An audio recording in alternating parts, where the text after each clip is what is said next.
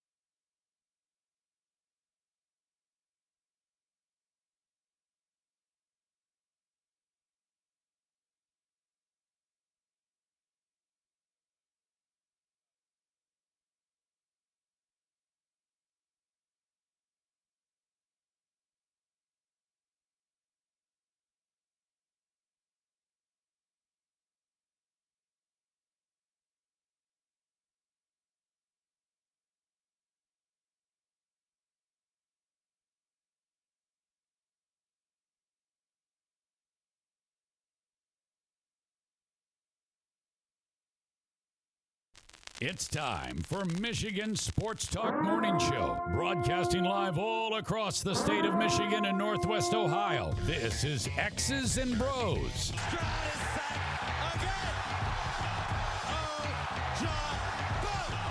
Swings it out to Sadiq Bey. Gets Benny in the To Abdul-Rahman at midcourt. Extra pass. And it goes for the win. The three-pointer by Jordan Poole. Here's the give. Walker! Kenneth Walker! Touchdown! Smarty! Goff's got it. Back. Looks. Throws. Ends up. Yes! Caught! Touchdown Detroit Lions! They did it! Amon-Ra St. Brown in the receiving end! Sends one to deep left center field. Back it goes, and that ball's out of here! A grand slam from Miguel Cabrera! He's got 2 goals. Larkin in on goal. Scores! His first career hat trick in his 7th season for Dylan Larkin. Here's your host, Anthony Bellino. Rise and shine, folks. Good Thirsty Thursday morning to you. It is the 10th day of August 2023. We welcome you here to X's and Bros on the Michigan Sports Network. Danny Cahill, Ryan Elke, Anthony Bellino, all joining you. Thank you for joining us. No matter who you are, where you are, how you may be listening all across the great state of Michigan and in Northwest Ohio and worldwide on the iHeartRadio app. We say good morning to you. We welcome you. We thank you. We appreciate you. And, of course, we encourage you. Join the program at any time. You can text the keyword sports radio. Send that to 21,000. Sports Radio to 21000. Our Myers Supercenter guest line, 248-951-2176, 248-951-2176. We're on Twitter at XB Mornings, Facebook, X's and Bros. And, of course, good morning to our television audience as well on both BCSN and streaming live on our YouTube page at Michigan Sports Network. Add a .com to that to find our website. xbmornings at gmail.com is our fan feedback email inbox. And you can find us all on Twitter individually. Danny Cahalan is a Dan in the studio. Ryan Elke is at RyanL_Key. And I'm Anthony Bellino at AAC Bellino. Gentlemen, good morning to both of you. What's going on over there? How are you? Happy Thursday to you. Oh, yeah, it's Thursday. Eve of game day? eve of game day. Golf, I'm guessing, is on here soon. I don't even know what where they're playing this week. I'm not sure. Yeah, that Tigers got another nice win, and Michael Lorenzen threw a no-hitter. It is the FedEx St. Jude. Oh, this cool. This weekend beginning today. The previous winner, defending champ Will Zalatoris. Oh, darn. Willie Z. 20 million. Season. 20 million to the winner here, that's exciting. No. Well, the purse is 20 Oh, million. okay. I was like, maybe like 4 million. 20 million next week for the BMW Championship. And then you have the Tour Championship is that last weekend of August, the 24th to the 27th. And then there's some fake tournament in there, the Fortnite Championship in Napa, California, before we hit the Ryder Cup. So we've got basically a month of high-stakes golf, a little bit more than coming up, and it'll be is the hype for the Ryder Cup kind of down because of the Live PGA thing? I think that we'd have more Ryder Cup shenanigans if the worldwide leader in sports covered anything outside of their own properties. I think that if more people were talking about it, maybe that's our job. I don't know. But you know, who's on the team? Where are the interviews at? Who's like, what are we doing? You know, that's why I don't know. Maybe it's just me. No, that you are right about who's on the team, because nobody knows who's on the team. Everybody was saying, Justin Thomas was right there, and then Bryson goes out and shoots 58, so everybody says, well, Bryson should take his spot. Absolutely. I just give me the best players available. This is also part of the Tiger effect, because when Tiger Woods is not involved in something, the overall awareness of that particular sport drops. It's like Serena and women's tennis, right? There aren't enough players with that kind of impact that are around. They just aren't.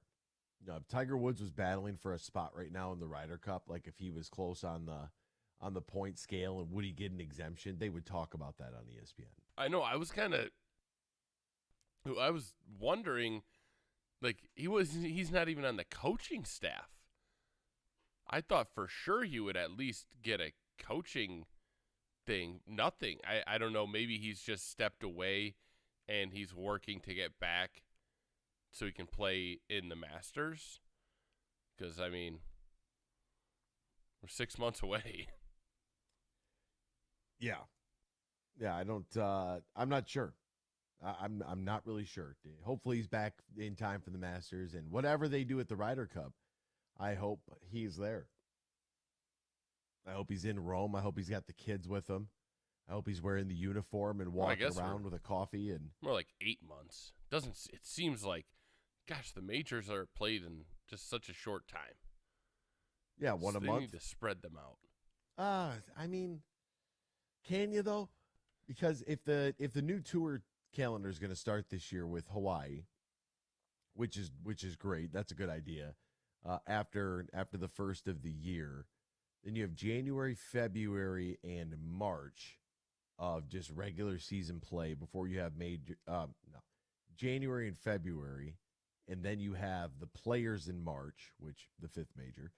You have the Masters in April, and then you have May, June, and July with the PGA, the U.S., and the Open Championships, right? And then you can have August and September with your normal tournaments wheeling into the FedEx Cup.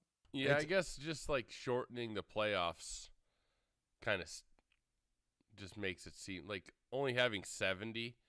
I liked it before, but you don't even think this is a real playoff. I mean, it's not. They can continue to try to build it up. They could try to get creative with it, but once again, it's a product of NBC. Like, that's what it is. When you're when your main stakeholder is NBC and the Golf Channel, that's what you're going to end up with. Like, you're going to end up with very limited coverage anywhere else. You know, when it's Masters Week at Augusta on the 4-letter network, man, you know it's Masters Week. They promote it. They run promos for months leading into it. You know, it's like you're aware. Here's the dates. Here's how I can watch, and they only get Thursday and Friday. So it's interesting, but it's another example of why that network, in my opinion, is dangerous in some other regards, because if they don't carry it, they don't show it. And they've proven that time and time again, whether it was in the early 2000s with Premier League Soccer, whether it was in the entire 2010s, like 2015 or 2005 to about last year with hockey. You know, when it's college football time, they have their hand in that pot. They own a network that owns a conference, basically. Like, they own a conference. They're going to push their own product. That's what they're going to do. And that's why, on the heels of yesterday's conversation, that's why that concerns me, that ESPN is joining Penn Gaming for this ESPN bet. They have a lot of power. They control a lot. And that, to me, feels like a conflict of interest. Just as a regular ho-hum, person, I'm not sure why, where the regulators at when this comes around. It's way, way, way too much Mount influence. up. Yeah, exactly. No? Well, you said mount up. Oh, so I know. That I was don't. terrible. No, that was all right. I just don't know the words, like, at 6:10 in the morning. Yeah, it's early. All right, we're going to step aside when we return. Tigers last night. How great is Michael Lorenzen? Good for him. Happy that he can move on and throw a no-hitter for the Phillies. That's laughable.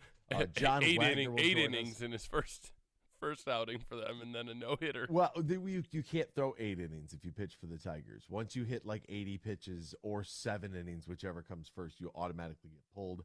More on the college football conversation as well. Don't go anywhere. Keep it locked right here. X's and Bros, Michigan Sports Network. Elevate your night out at the legendary Ruth's Chris Steakhouse, now open at Soaring Eagle Casino and Resort. Start with the finest cuts of USDA prime beef. Pair that with handcrafted cocktails, signature sides, and Ruth's legendary hospitality, and you've got yourself one incredible night. Ruth's Chris Steakhouse has arrived. Make a reservation at ruthschris.com for your incredible night at Soaring Eagle Casino and Resort. Your getaway reimagined. Start shopping back-to-school lunch and snack favorites this week at Meijer. Right now, when you shop hundreds of items across the store, pick any 7, and you'll pay just $1 each when you buy 7 or more. Get 7 for $7 on Armour Lunch Makers, Kraft Macaroni and Cheese, Pringles Grab and Go or Cheez-It Cups, Glasso Vitamin Water, or Meijer Sandwich or Snack Bags. Plus, get the same low Meijer prices no matter how you shop, in-store or online. Exclusions apply. See all the deals in the Meijer app. Bill Simonson here for my good friend Josh Garvey. He is a managing partner at Bean Garter, soon to be Dorn Mayhew, and they'll be stronger together. And did you know Bean Garter can help your business with outsourcing your payroll and other business needs? That can help ease tax filing and year-end reporting, compliance reporting, human resources management, time and attendance tracking, and more. Just go to BeanGarter.com to find out more how they can help your payroll system and make your workplace that much smoother. Go to BeanGarter.com. That's BeanGarter.com, and they can help you with all your payroll needs. Like I mentioned, tax filing and year-end reporting, compliance reporting, human resources management, time and attendance tracking, and more. All your payroll needs can be handled by the team at Bean Garter. Find out more at BeanGarter.com.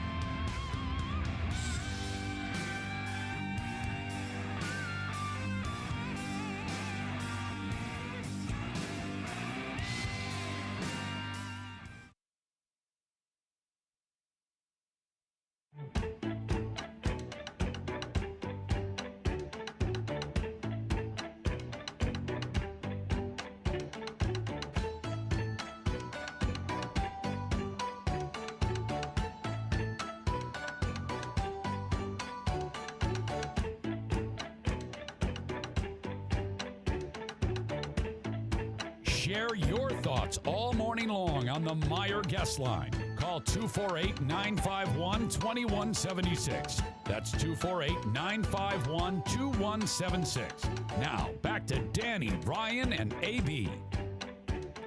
Welcome back here to X's and Bros, Michigan Sports Network. A reminder, bantamweight battle for the belts going down at UFC 292. Aljamain Sterling and Sean O'Malley are going to fight this for the title this Saturday. Will the current champ keep his crown, or is the challenger, is it his time to shine? Get in on your bets with the DraftKings Sportsbook, the official sports betting partner of the UFC. New customers can bet just $5, get $150 in bonus bets instantly. Download the DraftKings Sportsbook app right now. Use the promo code HUGE. New customers bet $5 on UFC 292. Get $150 in bonus bets instantly. That's this Saturday only on DraftKings, only using the promo code HUGE. Now, if you or somebody you know has a gambling problem, wants help, needs help, call the Michigan Department of Health and Human Services Gambling Disorder Helpline, 800-270-7117, 21 plus, Michigan only. Bonus bets expire 7 days after issuance. Eligibility and deposit restrictions to apply. See terms at sportsbook.draftkings.com/MMA terms. Welcome back here to X's and Bros, Michigan Sports Network.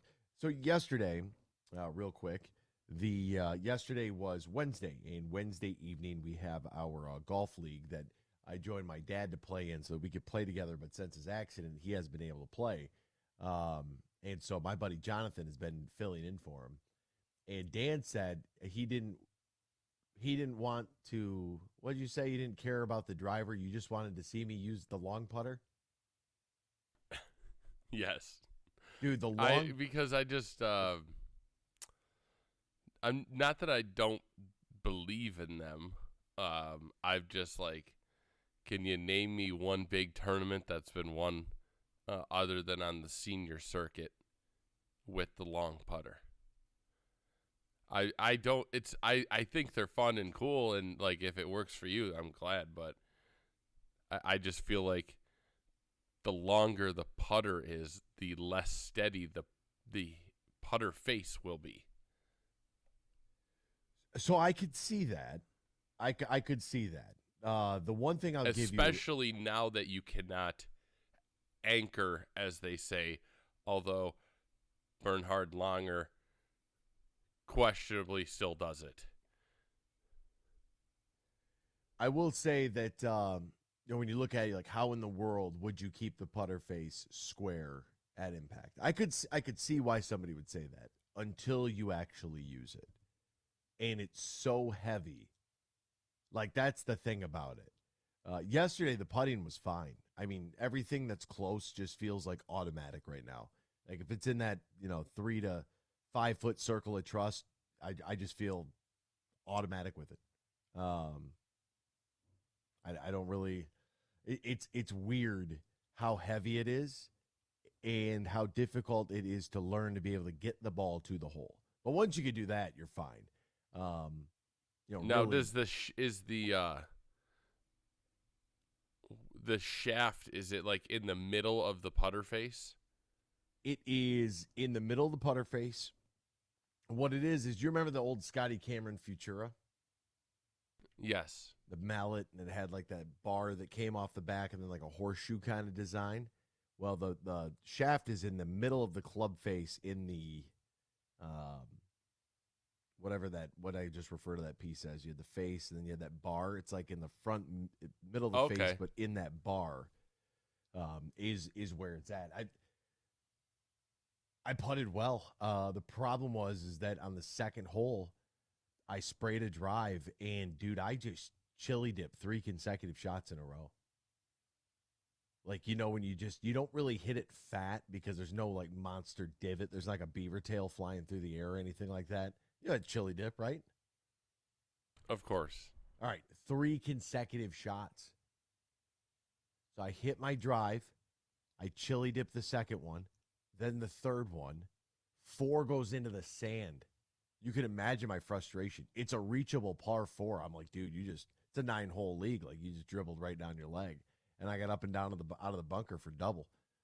Then that's all it took, and was only able to make, 1 birdie down the stretch to shoot 40. But at parring number 1, I drove the green with a 3-wood. And it's how did you How did you par that? How did that happen? It was just off the green, but it really just a chip that just sailed on me. It just missed it by a smidge on the putt for 3. But either way, I would recommend it. Like it's kind of a novelty thing, and people ask me about it, and I tell them like it's this was about as impulsive of a buy as you'll see. I can go to the mall and not spend a single dollar. But this was just something on my list of things that I just kind of secretly wanted as a kid. And it's like, hey, I don't have a wife. I don't have kids. I don't have anybody to answer to. So there's nobody else is seeing this credit card statement, so it doesn't really matter. Like, this thing is online right now, and it's an absolute steal for a putter you can't even find. Like, yeah, sign me up.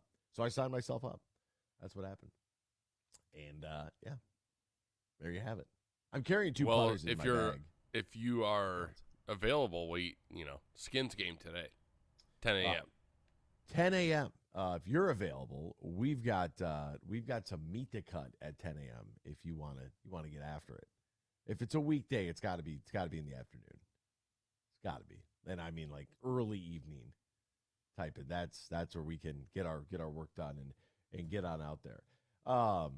But it's golf season's coming to an end, bro. Did you realize that before you know it, you're going to have a hoodie on there in a hat that covers your ears and your cart mittens? Did you know that you're going to have Hey, but I'm in there with you right now. I'm addicted.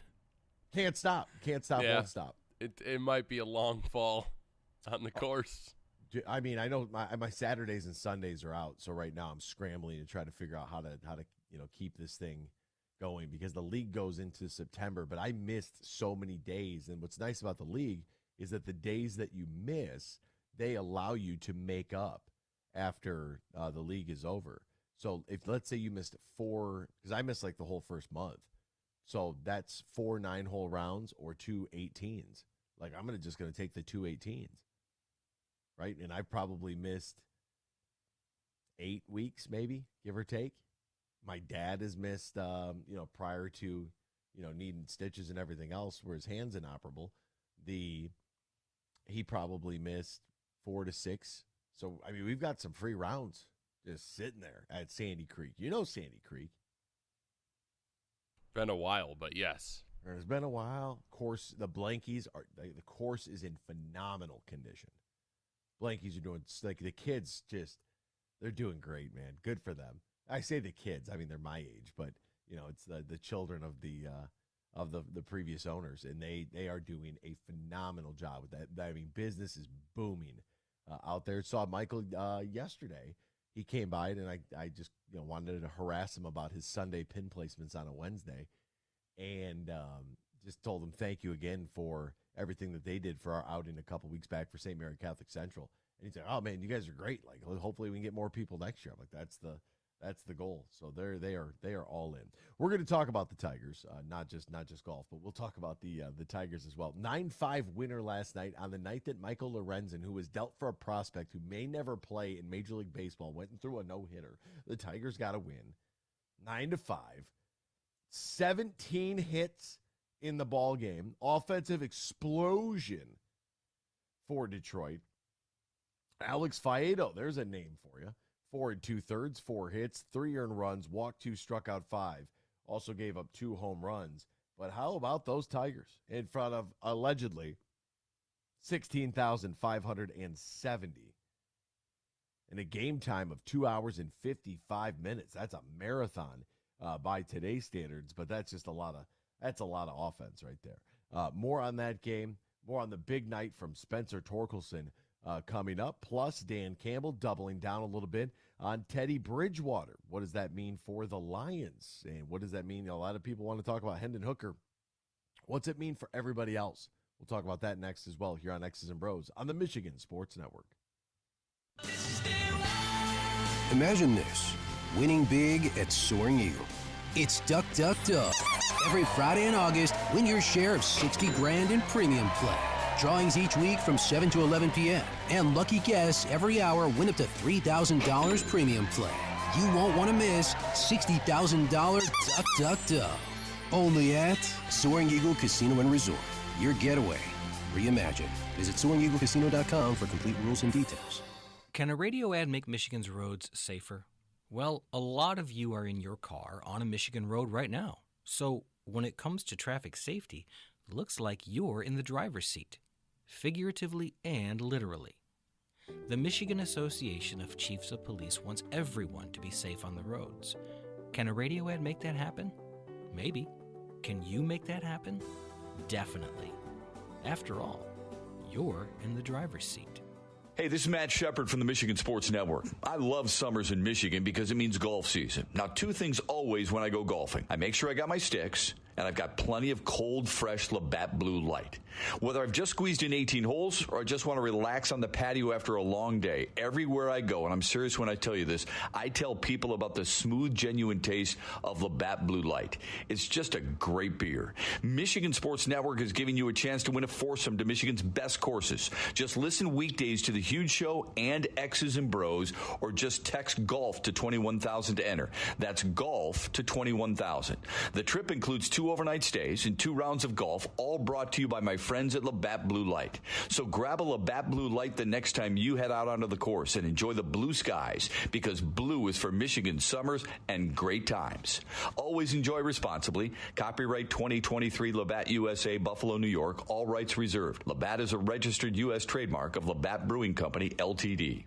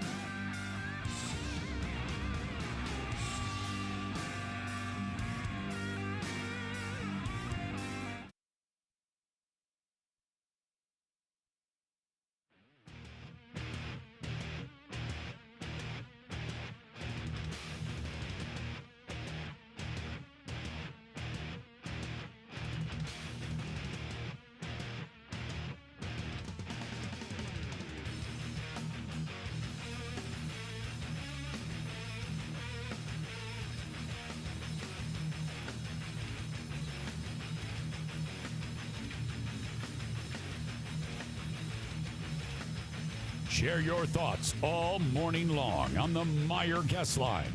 Call 248-951-2176. That's 248-951-2176. Now, back to Danny, Ryan, and AB. He gave his staff so much credit for him being a better pitcher. Fly ball left center out the bat of Torkelson. Deep. Got a chance. Gone.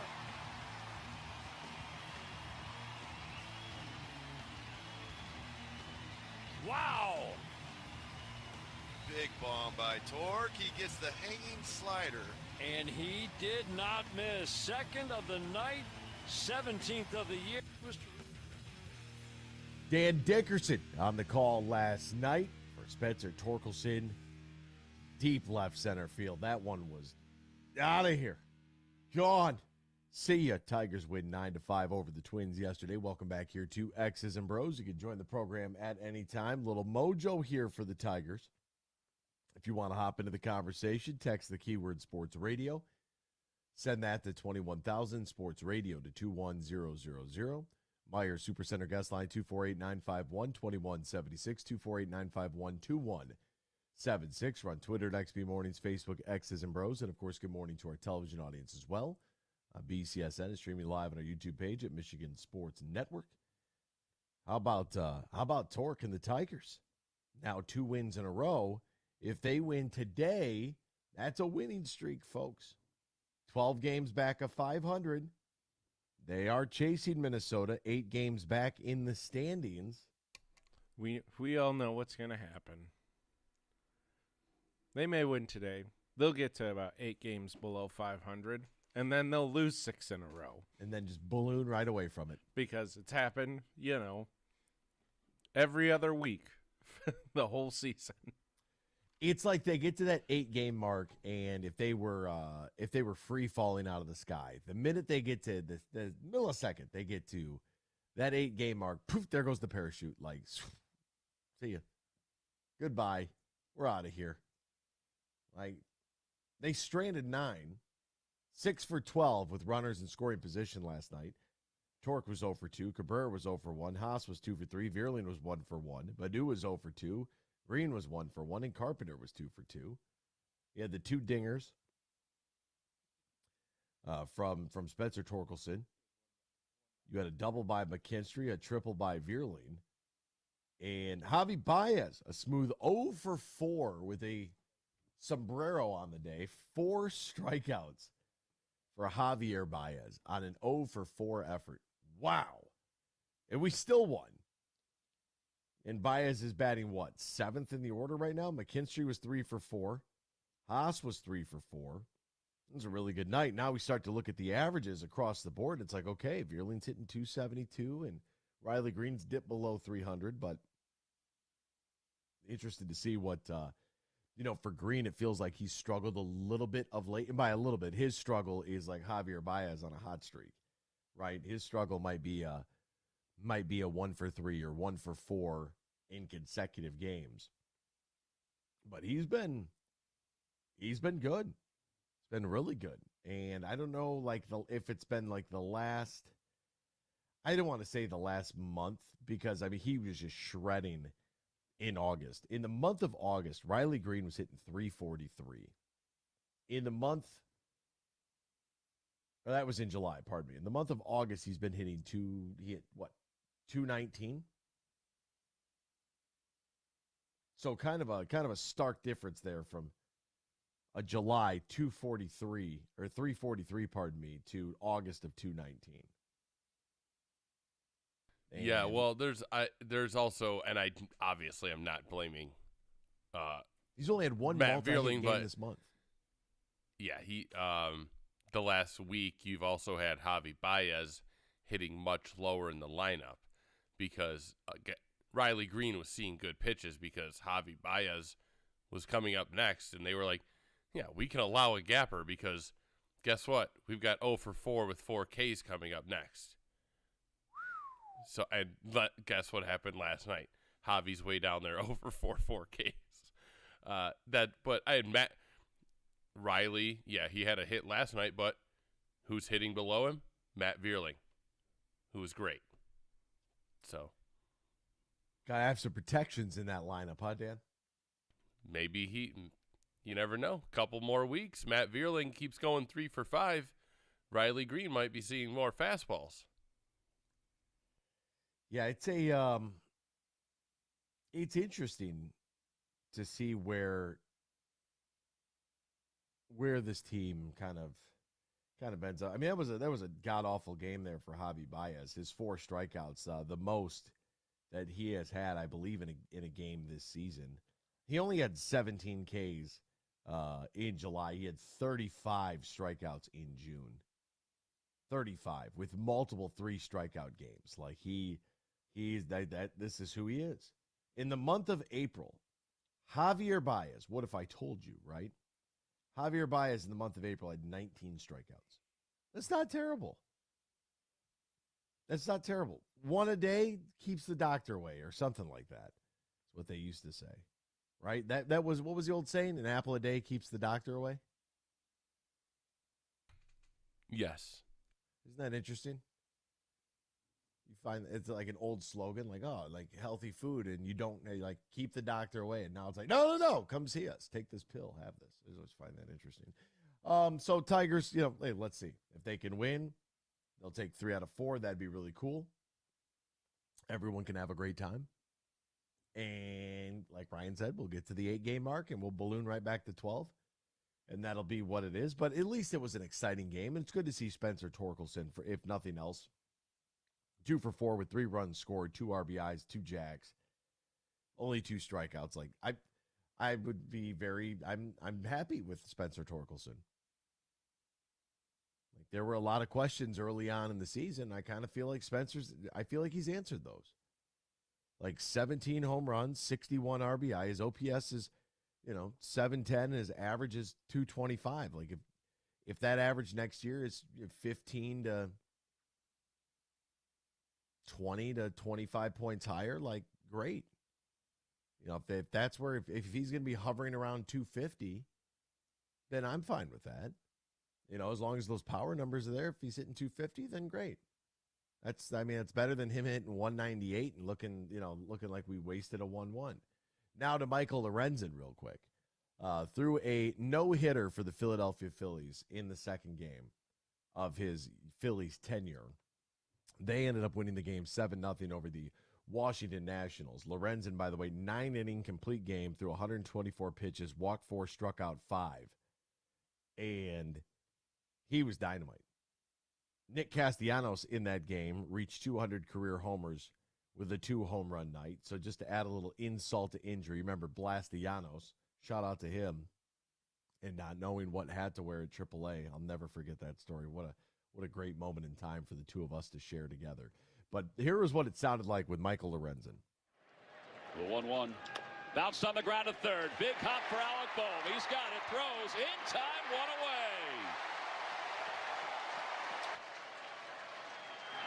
And a called strike 3 on the outside corner. 95 miles an hour. The 3-2 pitch. Swung on, popped up, shallow center field. Rojas sprinting in, he's under it. He has space, makes the catch, and Michael Lorenzen has thrown the 14th no-hitter in Philadelphia Phillies history. He is being mobbed by his teammates as the Phillies shut out the Nationals 7-0. Thanks, you. Thanks. Hey, you. Thanks a lot. Don't know your name yet. So some fun numbers about Lorenzen's no-hitter. I believe it's the 322nd no-hitter in MLB history. 14th for Phillies franchise. 5th pitcher in MLB history to throw a no-hitter in his home debut. And the most crazy stat. Maybe the craziest stat Michael in Lorenzen baseball history. Attended Fullerton Union High School in Fullerton, California. They've had 4 pitchers make it to the major leagues. All 4 pitchers have thrown no-hitters. Do you have that list of players? Yes. So, Walter Johnson, pitched from 1907 to Legend. 1927. Hall of Famer. We have Steve Busby, pitched 1972 to 1980. I don't even remember the 70s. Mike Warren, who pitched from 1983 to 1985, and Michael Lorenzen. Mike Warren, also the name of one of the greatest high school running backs I have ever seen in person. Went to carried on his career at Cincinnati, and then I think had a cup of coffee with the Browns. Michael Warren, and with the Lions, I think he might have dabbled as well. That's incredible. So that Fullerton area, is that also where the college Cal State Fullerton is at? I assume so. Yeah, I mean, just baseball mecca. And Michael Lorenzen, being full Cali guy, has white van cleats. Also, that's about all I got as far as Cal State and my statistics there. Sorry to leave you on a cliffhanger there. So here's my question. With Lorenzen's no-hitter last night, how does that make you feel? Phillies won the trade. Doesn't. I mean, look, you're not going to get an argument from me. I just, with my pen and my notebook here, I just wanted to know, like, how in Michael. I mean, are we trading away, like, CC Sabathia when he was traded? He went like 8-0 after the deadline. I mean, we just saw an 8-inning performance and then a no-hitter out of Michael Lorenzen. Are we going to see another one of those? Like an 8-0 after a trade? And it's our guy? That might hurt a little bit. I mean, how attached are Tigers fans to Michael Lorenzen, though? Like, he was here for 4 months. Yeah, can he really be ours if he, barely? It's not like we drafted the guy, developed him.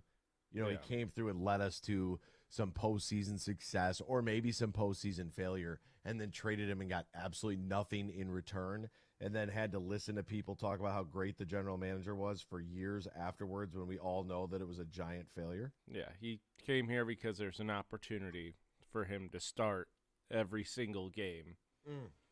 Either in hopes that, hey, if the Tigers turn it around, great, I'm a starter in the rotation. If they don't, I can, work my arm up to where I can be a valuable trade piece. And then I can get traded for a team that, although, just for sort of like to set the table here, the Philadelphia Phillies are 63-52, right? 11 games over 500. So a drastic difference from where the Tigers are at. They're 10.5 games back of the Braves right now. There are some teams playing some baseball this year that I wish that, we don't have a chance. I'm surprised you don't talk about the Braves more often. And hear all Mr. Fernando Tatis Jr. when Ronald Acuna is right there. Ronald Acuna is an absolute dog. Got pelted in the elbow the other night. Because my guy this year was O'Neal Cruz. So I'm only allowed. Yeah, and all those guys are aspiring to be Ronald Acuna. And all those guys have 50 dropping. He's going to be in the 50-50 club. I like Acuna. I was just trying to hop on the Cruz bandwagon early. I pick one player each year that I'm like, okay. Yeah, and look how that's gone. One guy got popped for juice. O'Neal Cruz snaps his ankle. Don't pick Acuna. I like him. The minute I start paying, I'm like, okay, like maybe we need to dial into Mr. Acuna here. He takes one off the elbow the other night, and I'm like, I'm turning the. Yeah, you know what? You're doing good. Watch him from afar. I'll talk about Ronald Acuna, and then things will be fine. And then you can just enjoy. Do you know before I ask you this? Tell me if you already know the answer to this. Do you know what Acuna's hitting this year? Probably like 330. 341. Yeah. No, it's not talked about a lot, but he is ridiculous this season. Should be runaway NL MVP. He already has 50 stolen bases. He has more balls hit over 100 miles an hour than any team. It's nuts. The numbers are what insane. Kind of stat, Mr. High I'm telling exit you, velo? He literally has every out he makes is a rocket. So Spencer Torkelson. 153 hits. Average 341, OBP 422, slugging 588, OPS 1.10. His WAR is 5.9. His WAR is higher individually than the entire Tigers lineup over the last 3 years. That's a lie. That's a made up. I'm being facetious there. But yeah, I mean, he's a dog. But it's believable. You know what? I made that up, but you're right. That might, if you start doing the math on it, like, yeah, I mean, we got some negative wars in there. They're going to clip some numbers. He's an absolute, runaway NL MVP, no complaint there. Shohei's going to take it in the AL, no issue there. But yeah, Acuna, I mean, he had 3 hits, last night? Yeah, how many home runs does he have right now? What did I give you that number? No. I don't think that come on, who does a batting statistic without giving the Jackson there? That's all we're about. Chicks dig the long ball, hit it far, 26 dingers, 69 RBI, only 65 strikeouts. This guy's got more runs batted in than he does strikeouts. That would never happen with the Detroit Tigers uniform on. 58 stolen bases. So he won't be in the 50-50 club, but small chance he could make the 40-50 club. Is that a club, 40-50? No, it's normally 40-40, but all those guys have more than 40 stolen bases when they do it. Speaking of, your boy in steroids, Tatis, I believe Mark McGwire came out and said, I don't regret taking steroids. Of course not. Why would he? So it tarnished his reputation. He was just I'm kind of annoyed how it all played out, but in the end, sometimes these people need to get over some of that. What a good full circle moment for Mark McGwire, because I don't know what his life has been like post-baseball. But you're telling me this guy was on top of the world, on top of the sport, at least for a calendar year. This guy, in Mark McGwire, may have been on the juice, may have been the butt of some jokes, may have made a lot of money, right? If you don't put him in the Hall of Fame, to be honest with you, anybody who's alive today that remembers the late 90s and the home run derby, him and Sammy Sosa, we're all going to die. We're not all going to live forever. So at the end of the day, does it really matter? The guy made a ton of money.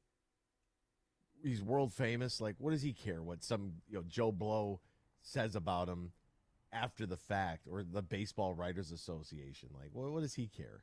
He could probably beat up all those guys. What's it matter to him?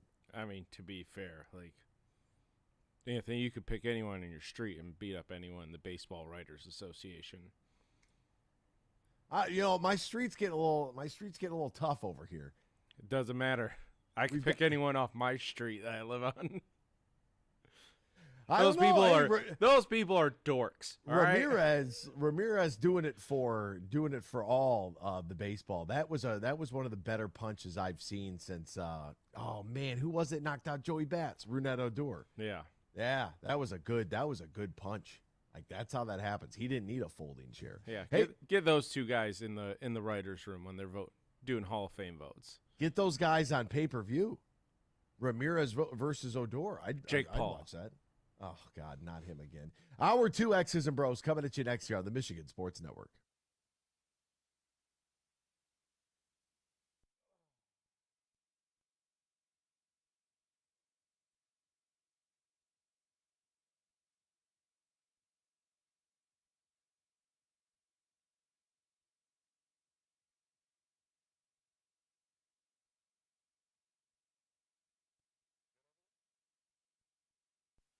Well, Anthony, we got to keep going, I guess, because you know what? That's why I just asked if you were good over there, because I'm like, wait a minute, I didn't hear anything, and that always makes me nervous. But you never know, because we're in different locations. So sometimes I'll be able to hear the programming in the back, and sometimes it's kind of faint. And I was like, oh, that's odd. I was like, man, I wonder if Dan's there. Well, shoot, now that we have the time, let me tell you why it's a great time to book your stay and play at Tullymore Golf Resort. Let's slide it in there right now, because Tullymore Golf Resort, did you know it's located in Canadian Lakes? You do if you listen to this program. They offer not one but 2 championship courses, Tullymore and St. Ives. I guess you could go out there and join a program. I probably need a 12-step program for golf right now. It's located about an hour north of Grand Rapids, 30 minutes west of Mount Pleasant. Tullymore not only features top-of-line golf, but also top-of-line accommodations and the perfect space for your wedding event, reception, or group outing. So visit TullymoreGolf.com. That's TullymoreGolf.com, or call 1-800-972-4837. 1-800-972-4837. Book your stay and play at Tullymore today. Boy, that's exciting, right? I don't know. I'm happy that my golf addiction my love for the game is officially back. I'm excited about that because for a long time there, once I went to college, and then even I would say probably 3 to 4 years after college, like I did a pretty good stretch of time there where I didn't play. It just, you play competitively for so long, you just don't have any real interest in it anymore. You just want to go do other stuff. And yeah, I got it. I got the bug back. Yeah, I was the same way with bowling, and I was the same way in both. But bowling, I just I couldn't do it. I was just like, you live in a bowling alley. They're dark and dingy, and it's not fun. For 4 years, I was like, I don't need to bowl for like ever. And then probably like 10 years. Probably been on my league for 4 years now, so yeah, it was a good 9 years before I got onto a league. But golf was more like I'll play in outings. I still played in outings when I was not liking golf. Yeah, but I wasn't. Now I'm like seeking it out. It's like, is it Thursday yet? Is it Friday? I'm like ready to go.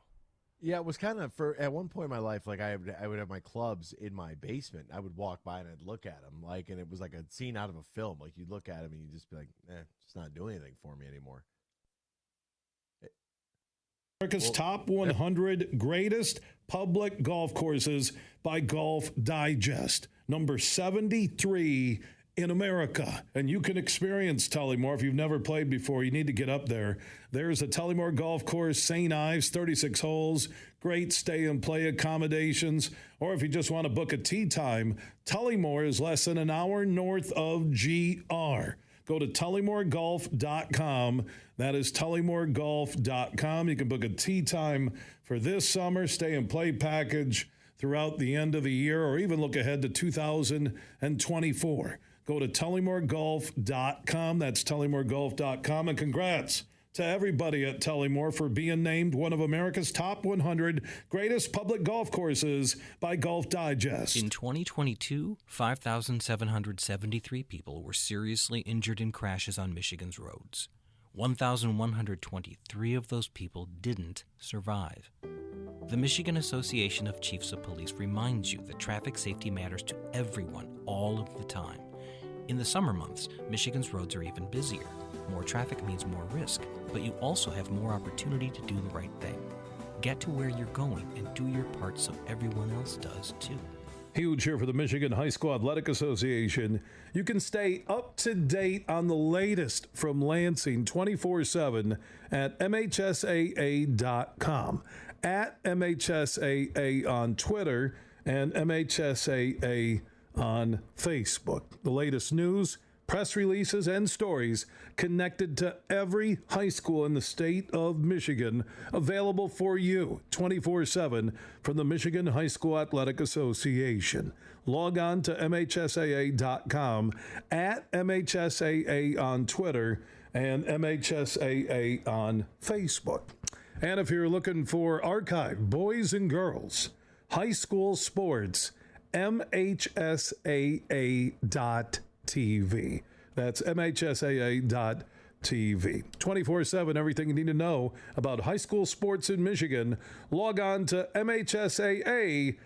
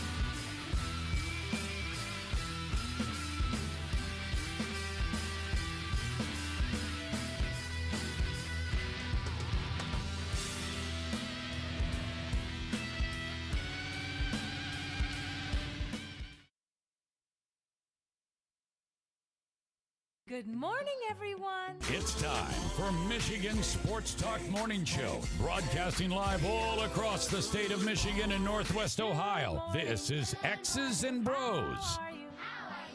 Good morning. Good morning. Good morning. Good morning. Good morning. Good morning. It's a good morning. Wake up to a brand new day. Hello. Good morning. Good morning, Vietnam! Here's your host, Anthony Bellino.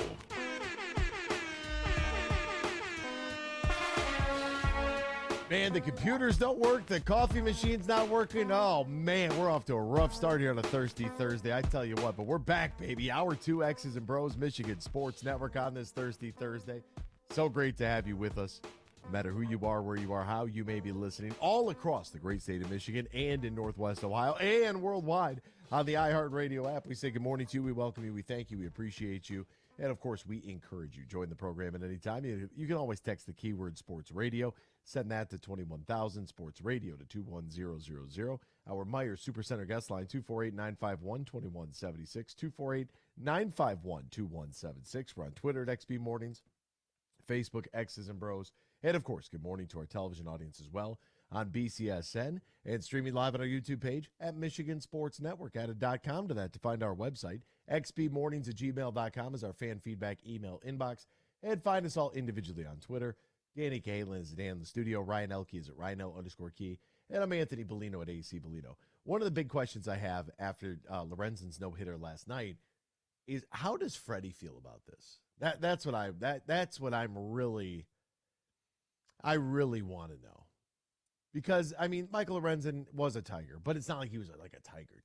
You know what I mean? Like, he just played for us, but he wasn't one of ours. Like, I mean, even up to when he was named an all-star, didn't feel it.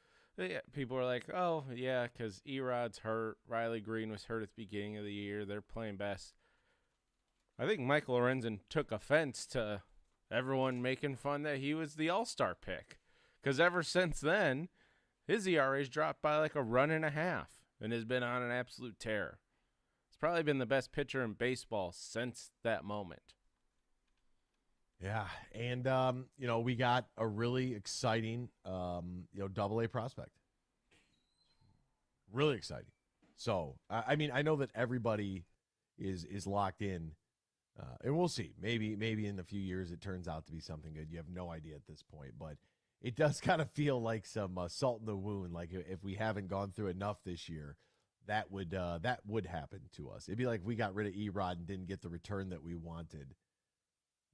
Having to go through that issue, if you will. By the way, did you know they take the rubber out of the mound? They took it out in Philadelphia after the no-hitter. And what, like threw it at someone? Well, I mean, people. No, really? They dug it up and took it out. I don't know if you guys have ever seen. Oh, I mean, you guys usually have seen it. It's a slab. I mean, I would imagine it's probably like 6 inches. I would guess. I mean. Oh, yeah. So I don't know. Why would you dig that up? It's like a lot railroad of work. tie. It's like a railroad tie is what it looks like. That's what the rubber, like, people are like, oh, that little, like, no, that thing is buried. Yeah, it's staked in pretty well. Yeah. They pulled it out. I don't know if he's taking it home or if they're sending it to the Hall of Fame. I don't know what they're probably doing. Probably goes to the Hall of Fame. But, yeah, they were, right after the game, they dug it up and they had the staff out there. And I remember they, I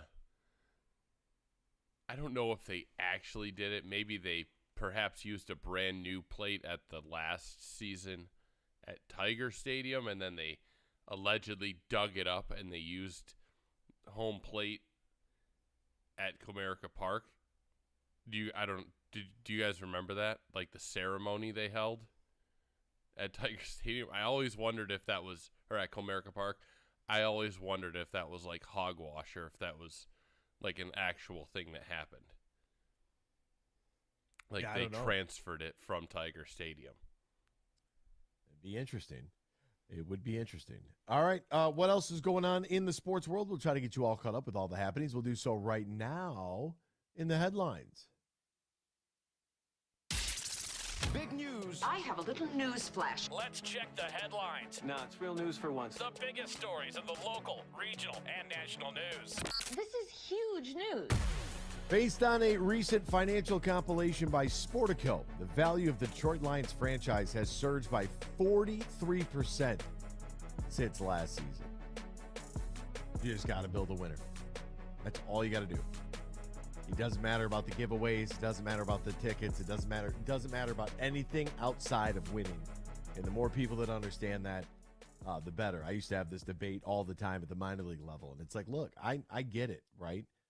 A majority of your fan base is going to come because you have cotton candy night and you have princess parties and all this other stuff.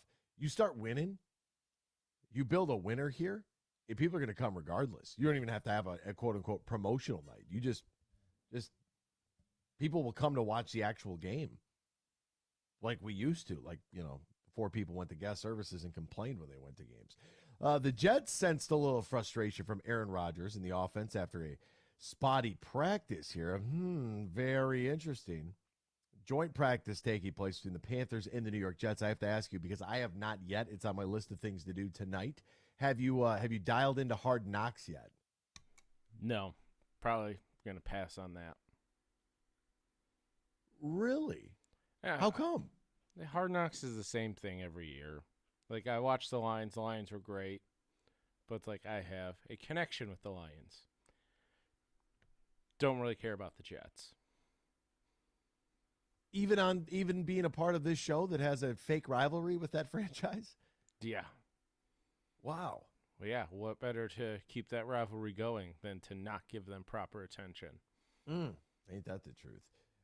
Boy, I'm a little shocked. I am excited because I feel like NFL Films and Hard Knocks is the greatest sports program that's ever been put together. Like, it's good. I'm not saying it's a bad show. That it's not. It's well put together. It's just the same formula every year. So if you've watched it a few times, it's like, okay, they rebooted Hard Knocks this year. It's like it's the American Office. It's the American version. It's the New York Jets version of Hard Knocks. It's just going to follow the same formula, except you just won't see people getting cut this year. Really? I believe that's where the Jets stepped in, and when there was that story like, oh, they wanted some control over what was shown and not shown, that was what they were fighting for. I don't think they wanted to show people getting cut.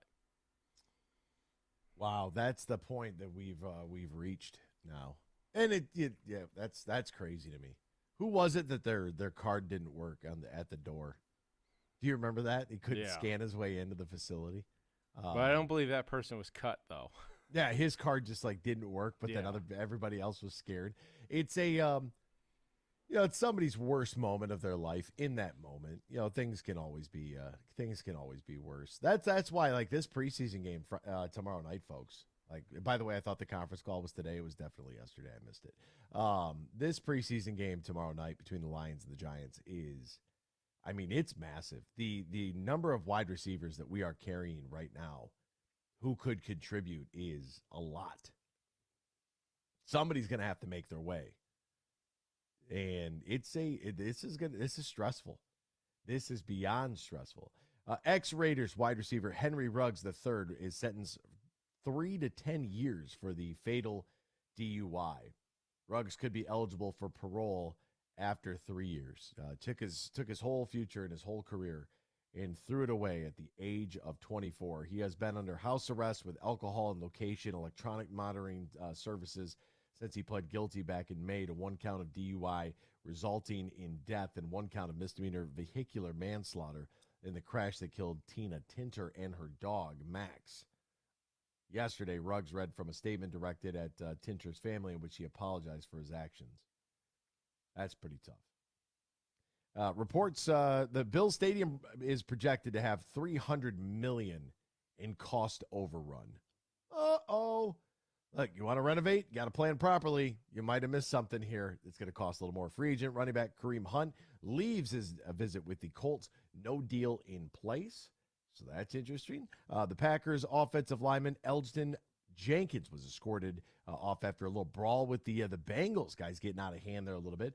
Cardinals' Marlon Mack is out for the season with an Achilles injury, so adjust your fantasy lineups accordingly. That's too bad. And Josh Hart is finalizing a 4-year, $81 million extension with the New York Knicks. We'll step aside, back with more X's and Bros after this here on the Michigan Sports Network. There are 13 folds that bring the American flag to the iconic shape of freedom. This summer, Folds of Honor and Budweiser celebrate 13 years of changing military and first responder lives together. Service never stops, and neither will we. So join me in raising a Budweiser to raise funds for Folds of Honor. Enjoy responsibly. Anheuser-Busch Budweiser Lager Beer, St. Louis, Missouri. Fuel up for less with M-Perks. Earn points on your purchases when you shop at Meijer in-store and online. Then use your points to claim a fuel reward and save at the pump. Your dollar goes further at the pump with M-Perks. Plus, earn points for all qualifying purchases in the Meijer Express station. And keep a lookout for exclusive Meijer Express offers. Enter your M-Perks ID at checkout to earn. Exclusions apply. Not valid in Wisconsin. Max 30 gallons. Download the Meijer app to sign up or see Meijer.com to learn more. Bill Simonson here for my good friend Josh Garvey. He is a managing partner at Br0's, soon to be Dorn Mayhew, and they'll be stronger together. And did you know Br0's can help your business with outsourcing your payroll and other business needs? That can help ease tax filing and year-end reporting, compliance reporting, human resources management, time and attendance tracking, and more. Just go to Br0's.com to find out more how they can help your payroll system and make your workplace that much smoother. Go to Br0's.com. That's Beenegartr.com, and they can help you with all your payroll needs. Like I mentioned, tax filing and year-end reporting, compliance reporting, human resources management, time and attendance tracking, and more. All your payroll needs can be handled by the team at Br0's. Find out more at Beenegartr.com.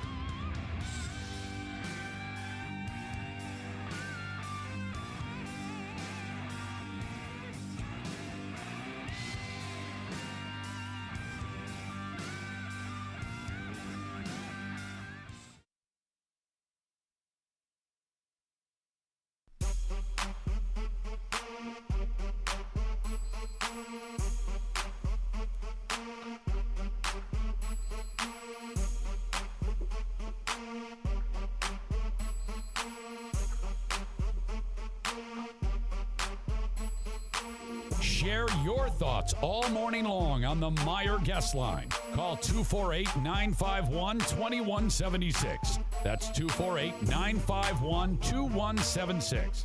Now, back to Danny, Ryan, and AB.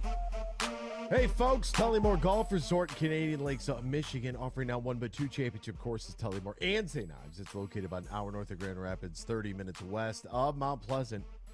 It's the perfect space for your wedding, event, group, outing, reception, whatever the case may be. Perfect space for your stay and play with your buddies.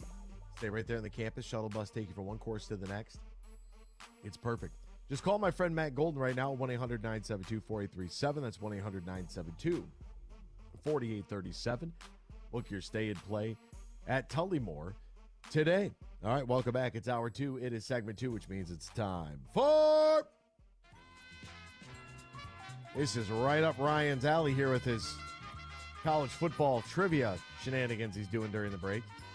Out of what Big Ten school did the Lions draft linebacker Derek Barnes from? Don't.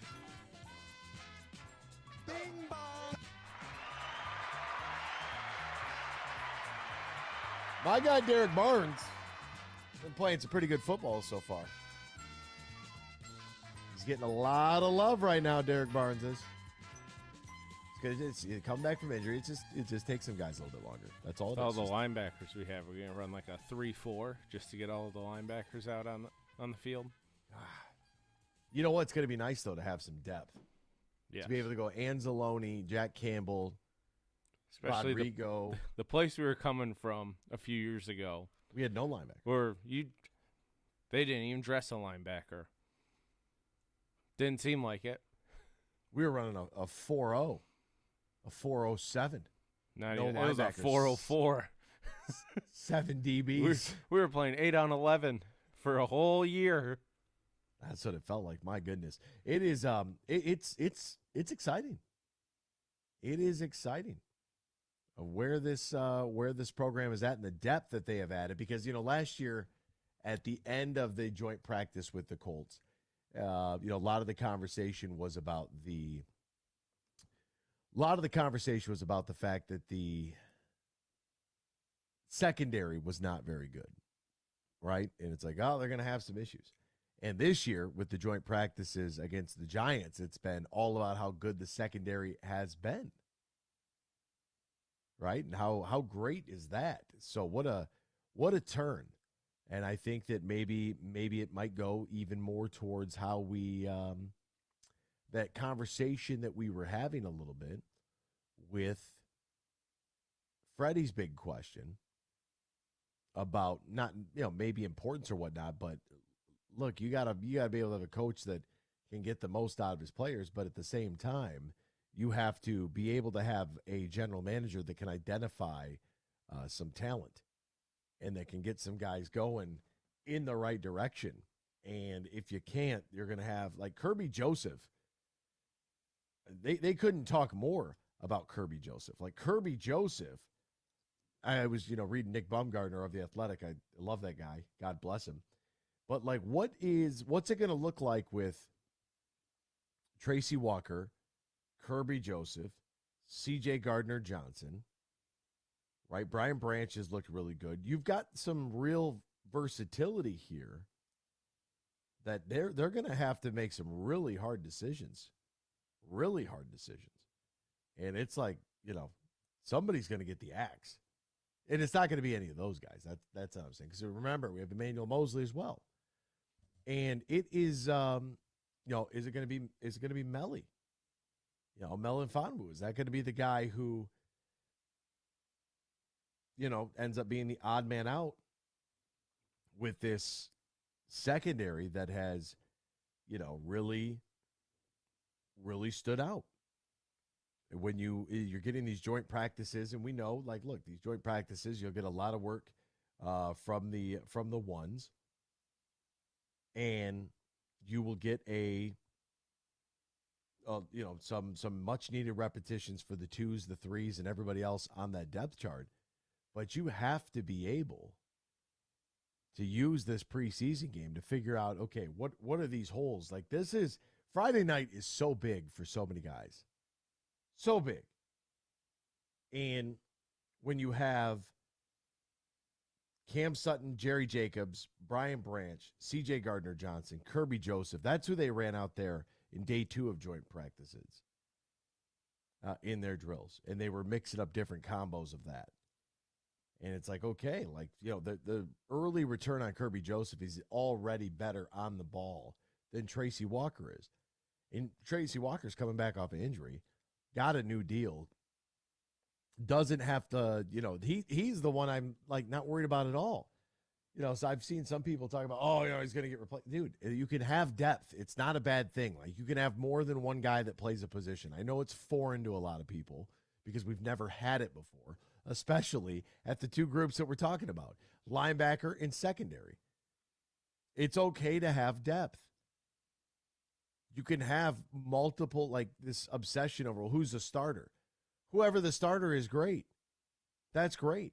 But you got to have a number 2 there because look what happens last year. Tracy Walker goes down, insert Kirby Joseph. Now we all know who Kirby Joseph is. Right? I mean, you have to have it. And when you get down to the roster, like, how many DBs are you keeping? 2 of each corner? So you got 6 corners and maybe 7 corners. What are you going to take? 4 safeties? There's 11 guys off your roster right there. So now we're down to what? 52 players? 42 players, I'm sorry. Your 2 quarterbacks, boom, now you're down to 40. How many offensive linemen are you going to keep? 8? Now we're down to 32. We haven't even looked at D-line. You know, like, dude, those cuts are serious. Let's get to New York Scott. He's looking for a big Victor Cruz moment from some guy we've never heard of on the Giants Friday night. Good morning, Scott. How are you? Yeah, I'm doing all right. You know, if your girlfriend, Coach Barlow, didn't take all my time calling in 16 times a week and then talking to you at night about the game plan, you know, I would have had a little bit more time to go into it. So I'm just trying my best here. All right. You know, do better. You know, don't say you're sorry. Right? Don't be sorry. Be better. I'm actually not sorry.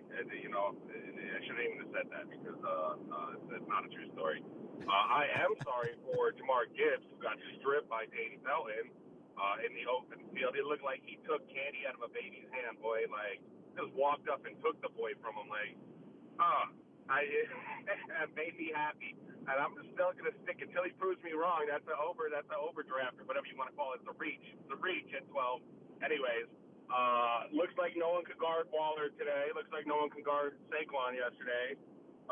Slayton catches a 30-yard rock in the corner of the end zone. Then they hurried to the line for a 2-point conversion, which they get. It was just murder, she wrote, yesterday at day 2 of joint practices.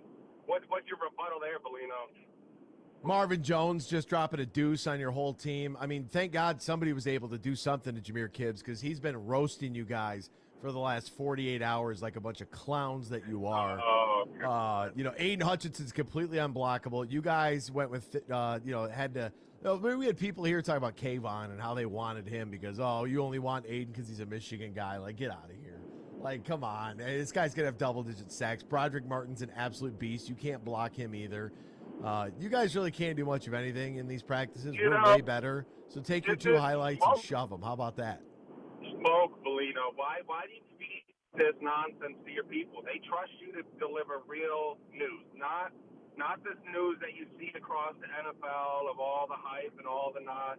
We expect you to be more level-headed here for us, Bellino. And when the guy that you're praising, Kirby Joseph, couldn't guard anybody, that got burned 13 times by Barkley and Waller and whoever, and what's his name, that you just mentioned, the corner that was on Darren Waller, he got burned left and right. What the hell? I can't think of his name. You know what I'm talking about. Cam Sutton? Cam Sauce. Yeah, whatever. Cam Sauce, he says. Unbelievable. No, I'm just kidding. He's actually Gardner Johnson. That's who it was. Gardner Johnson. Thank you. He got burned by Darren Waller on the touchdown. Kirby Joseph couldn't guard Saquon in the flat when he rolled out. Which is no surprise. Who can guard the beast, Saquon Barkley? Almost nobody. Is he going to play for you guys this year, or is he going to hold out? Either way, we got to hit the brakes, Scott. We're going to have to trash each other tomorrow. Well, you got to call in earlier. That's the problem. You wait until 2 minutes beforehand and throw this this propaganda from the Giants organization out here, like you're embedded like the Russians, like the Soviets back in the day. It's unbelievable. We're taking a break. We'll be right back with more X's and Bros. John Wagner joins us next here on the Michigan Sports Network. Imagine this, winning big at Soaring Eagle. It's Duck, Duck, Duck. Every Friday in August, win your share of $60,000 in premium play. Drawings each week from 7 to 11 p.m. And lucky guests every hour win up to $3,000 premium play. You won't want to miss $60,000 Duck, Duck, Duck. Only at Soaring Eagle Casino and Resort. Your getaway reimagined. Visit SoaringEagleCasino.com for complete rules and details. Fuel up for less with M-Perks. Earn points on your purchases when you shop at Meijer in-store and online. Then use your points to claim a fuel reward and save at the pump. Your dollar goes further at the pump with M-Perks. Plus, earn points for all qualifying purchases in the Meijer Express station. And keep a lookout for exclusive Meijer Express offers. Enter your M-Perks ID at checkout to earn. Exclusions apply. Not valid in Wisconsin. Max 30 gallons. Download the Meijer app to sign up or see Meijer.com to learn more. Bill Simonson here for my good friend Josh Garvey. He is a managing partner at Br0's, soon to be Dorn Mayhew, and they'll be stronger together. And did you know Br0's can help your business with outsourcing your payroll and other business needs?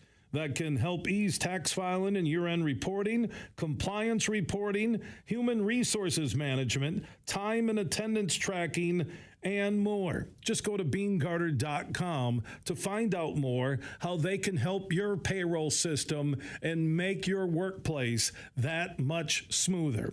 Go to Br0's.com. That's BEENEGARTR.com, and they can help you with all your payroll needs. Like I mentioned, tax filing and year-end reporting, compliance reporting, human resources management, time and attendance tracking, and more. All your payroll needs can be handled by the team at Br0's. Find out more at Br0's.com.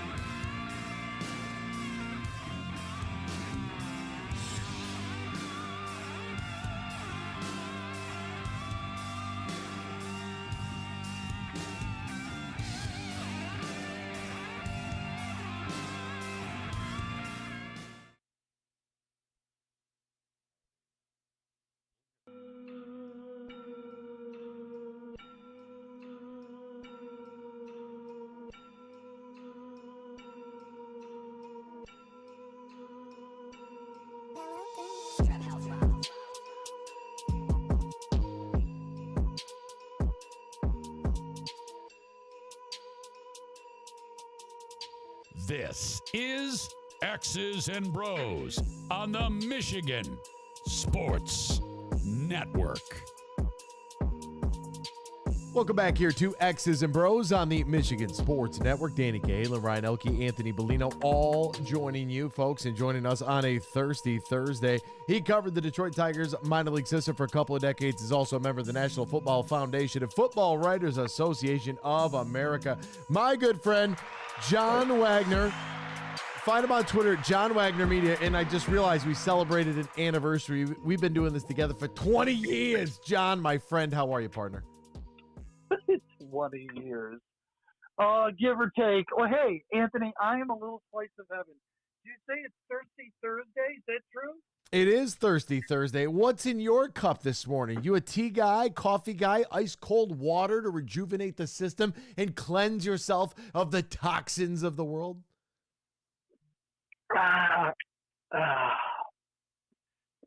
Black cherry sparkling water beverage.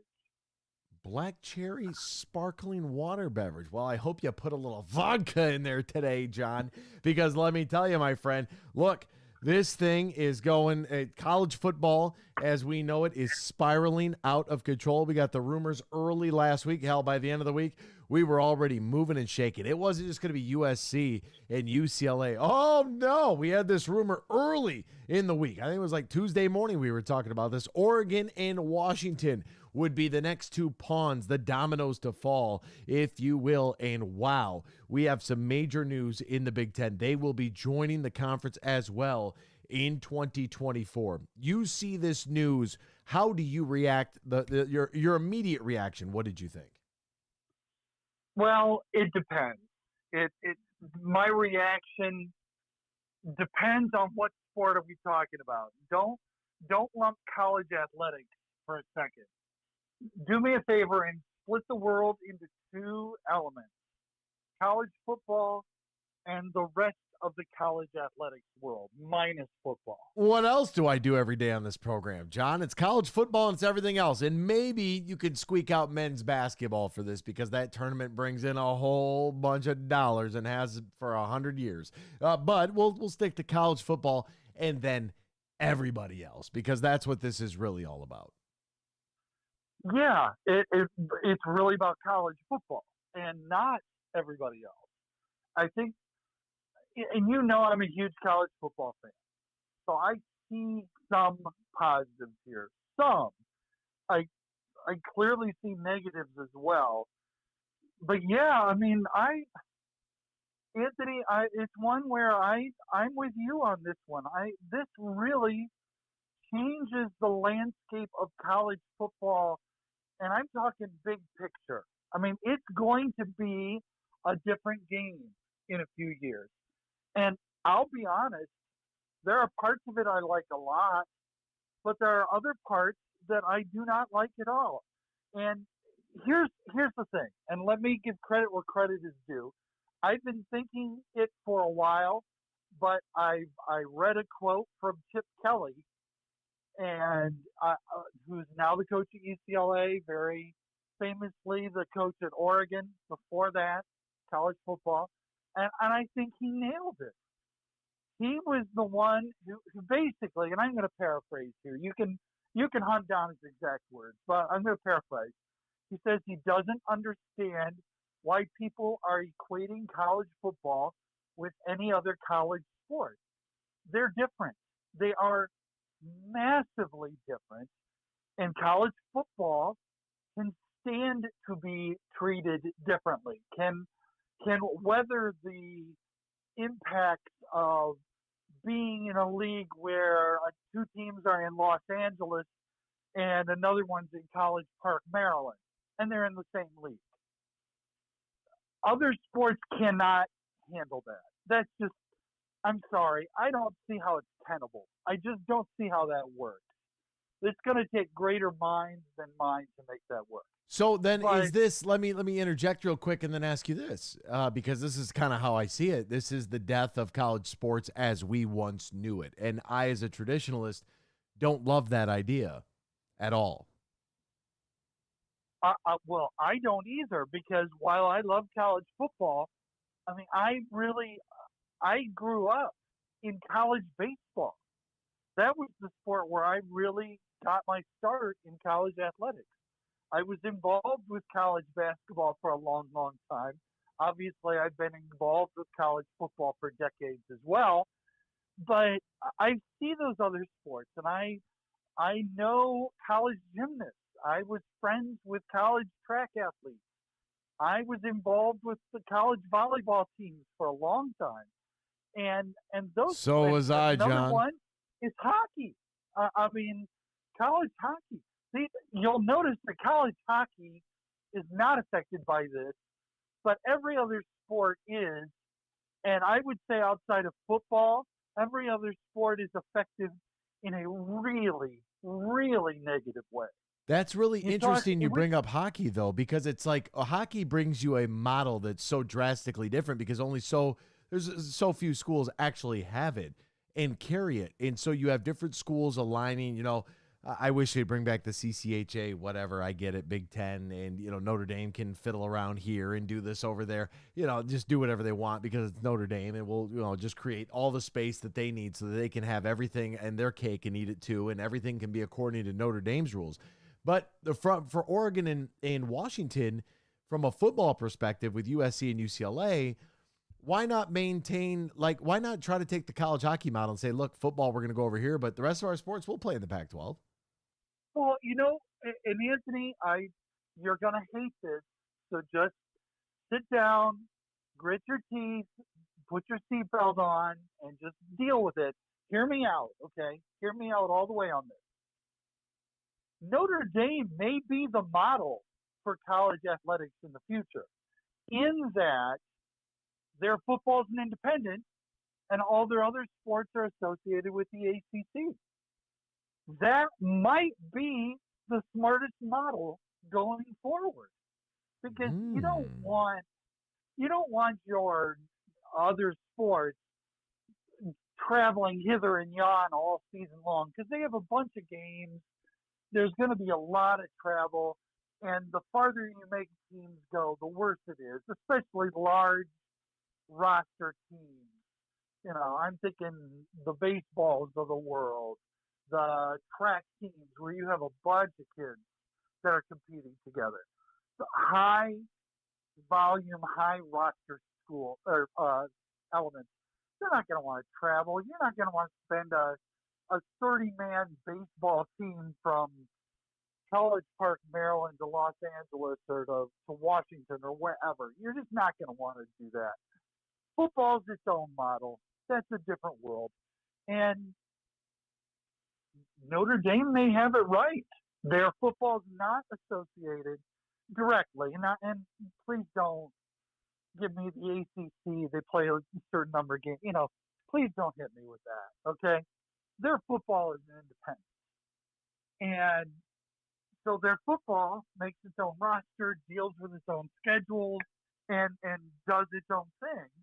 And all its other sports are tied to the ACC, which has, some silly elements to it.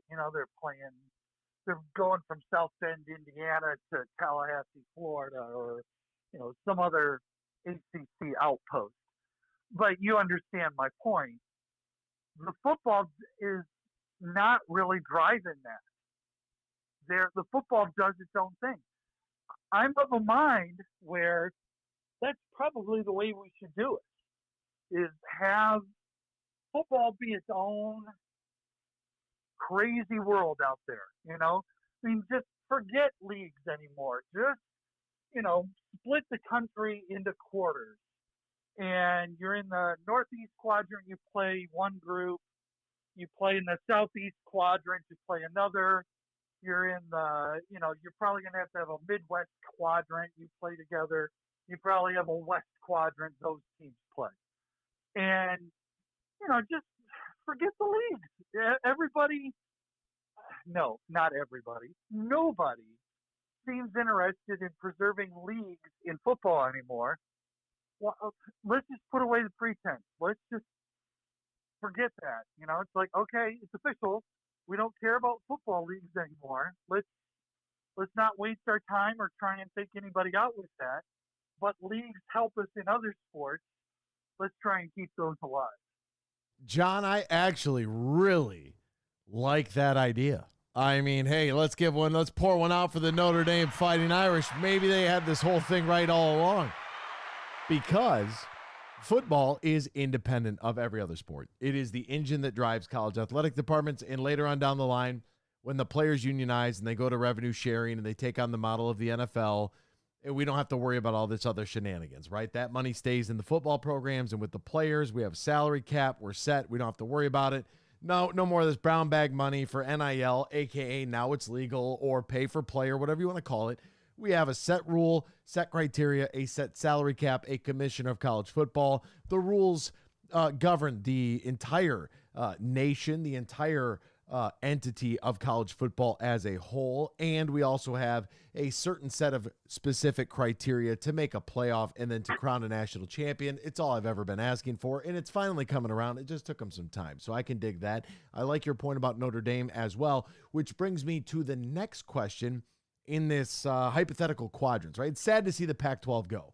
100-year history just thrown right out the window in a matter of like 3 weeks. Like that, and not even, in a matter of like 48 hours. That went out the window outside of USC and UCLA joining or making the bid from last year. That had cooked for a while. So right. That was the golden goose. Right. And this is kind of the death rattle. So you knew when those two left, there was trouble afoot. Now the trouble has arrived. You know, you smelled the smoke before. Now the fire is right there on you. It was definitely smoldering, and now, and to quote my good friend Smokey the Bear, only you can prevent forest fires. Now that means maintain your fires when you go out into the woods and put them out properly, please. Now, were you as I was actually very proud of? I think maybe is the right way to say this. I was proud and kind of shocked at the Big 12 because with Texas and Oklahoma were leaving the Big 12 for the SEC, geographically it makes sense. And Greg Sankey, commissioner of the SEC, now talking how holy art thou. He is a pirate in every sense of the word. That guy will pillage and plunder anybody if they have anything worth a damn. Texas and Oklahoma, it's like, oh no, the Big 12 is folding. And they're adding UCF, and they have West Virginia, adding Cincinnati, BYU, that's cute. Then they're like, hey, wait a minute. Big Ten's adding a couple more. Let's call the Pac-12 right now. Arizona, Arizona State, and Utah all jump ship. They're headed to the Big 12. There's a 16-team conference. Are you shocked, surprised, proud of the Big 12 for being so proactive in preserving their league? Hey, you know, Anthony, actually, I'm none of those. I'm not shocked nor surprised because you knew that more things had to happen. But I'm not particularly proud. If you're looking at it from a football perspective, they've added the Pac-12 JV squad.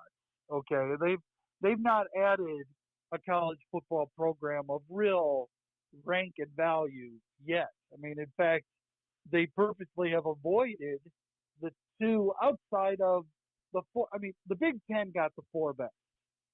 I don't care how you rank those four, whatever, they got the four best.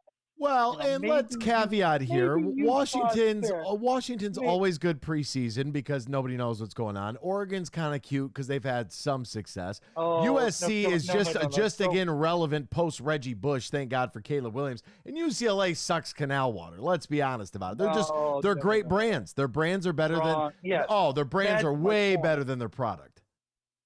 Well, let's not get carried away. Their brands are pretty outstanding. Up until the last couple of years, you could say the exact same thing about Michigan. Their brand was better than their product. Yeah, I don't refute that claim. Absolutely. Post Lloyd Card, yeah. On all four of those, it would just take a simple step for them to be back amongst the elite. So, yeah, I mean, yeah. If you want to fight this battle, I'll go. I'll bite on that. Those are the four best brands, bar none. Utah might belong in that group in terms of on-field success. Okay, I'll grant you that. Nobody else. I mean, those are the big 4 and 1. Maybe Stanford, but Stanford has slid in recent years. My point is that if there's a next level, I'd say Utah, and then I'd say Stanford. even though Stanford has struggled in recent seasons, are the next level. Nobody else really deserves to. Put it this way: other teams may be those teams equals. Nobody is their superior. I mean, Arizona, no. Arizona State, Colorado, you know. I mean, they have a lot of current interest because of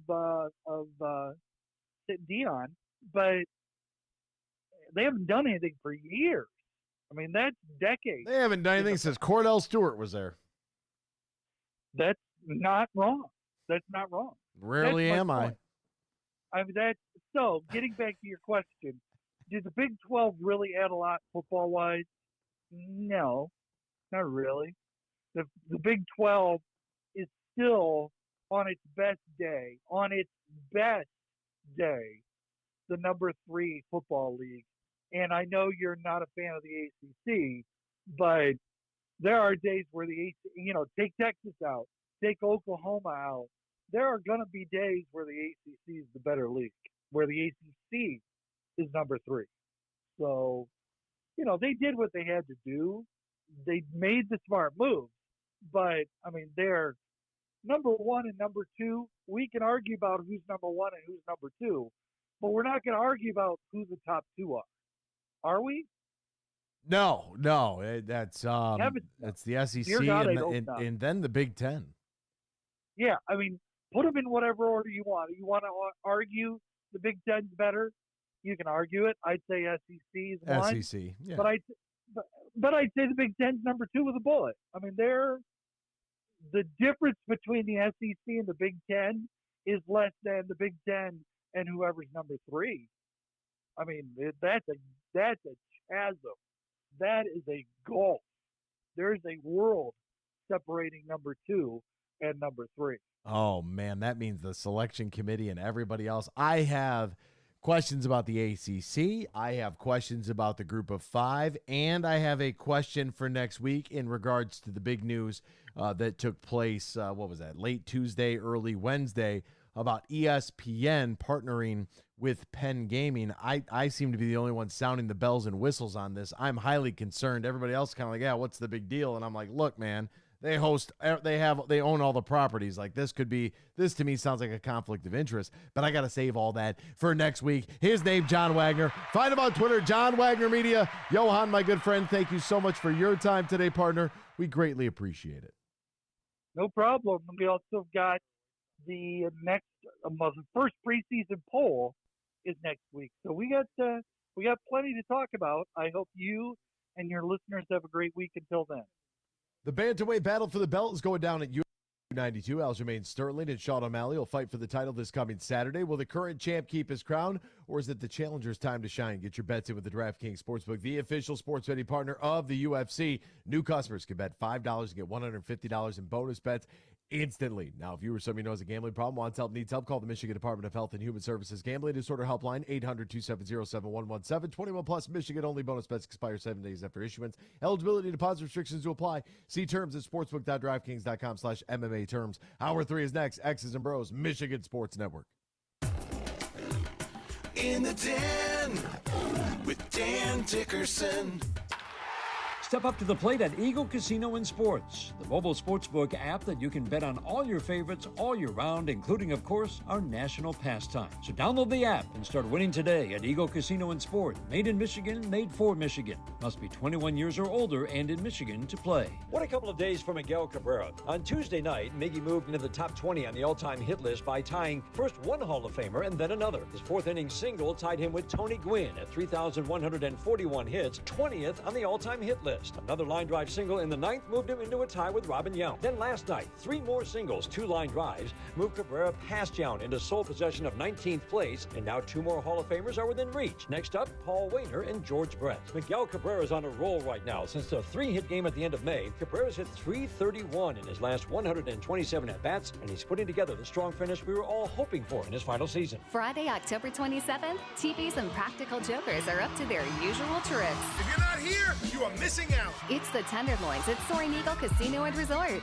Sal, James, and Brian for 2 shows and twice the laughs. 7 and 10 p.m. Tickets start at $59. On sale now at the box office and etix.com. Don't miss the Drive Tour with the Tenderloins, October 27th. Party hard, laugh louder. Details at SoaringEagleCasino.com.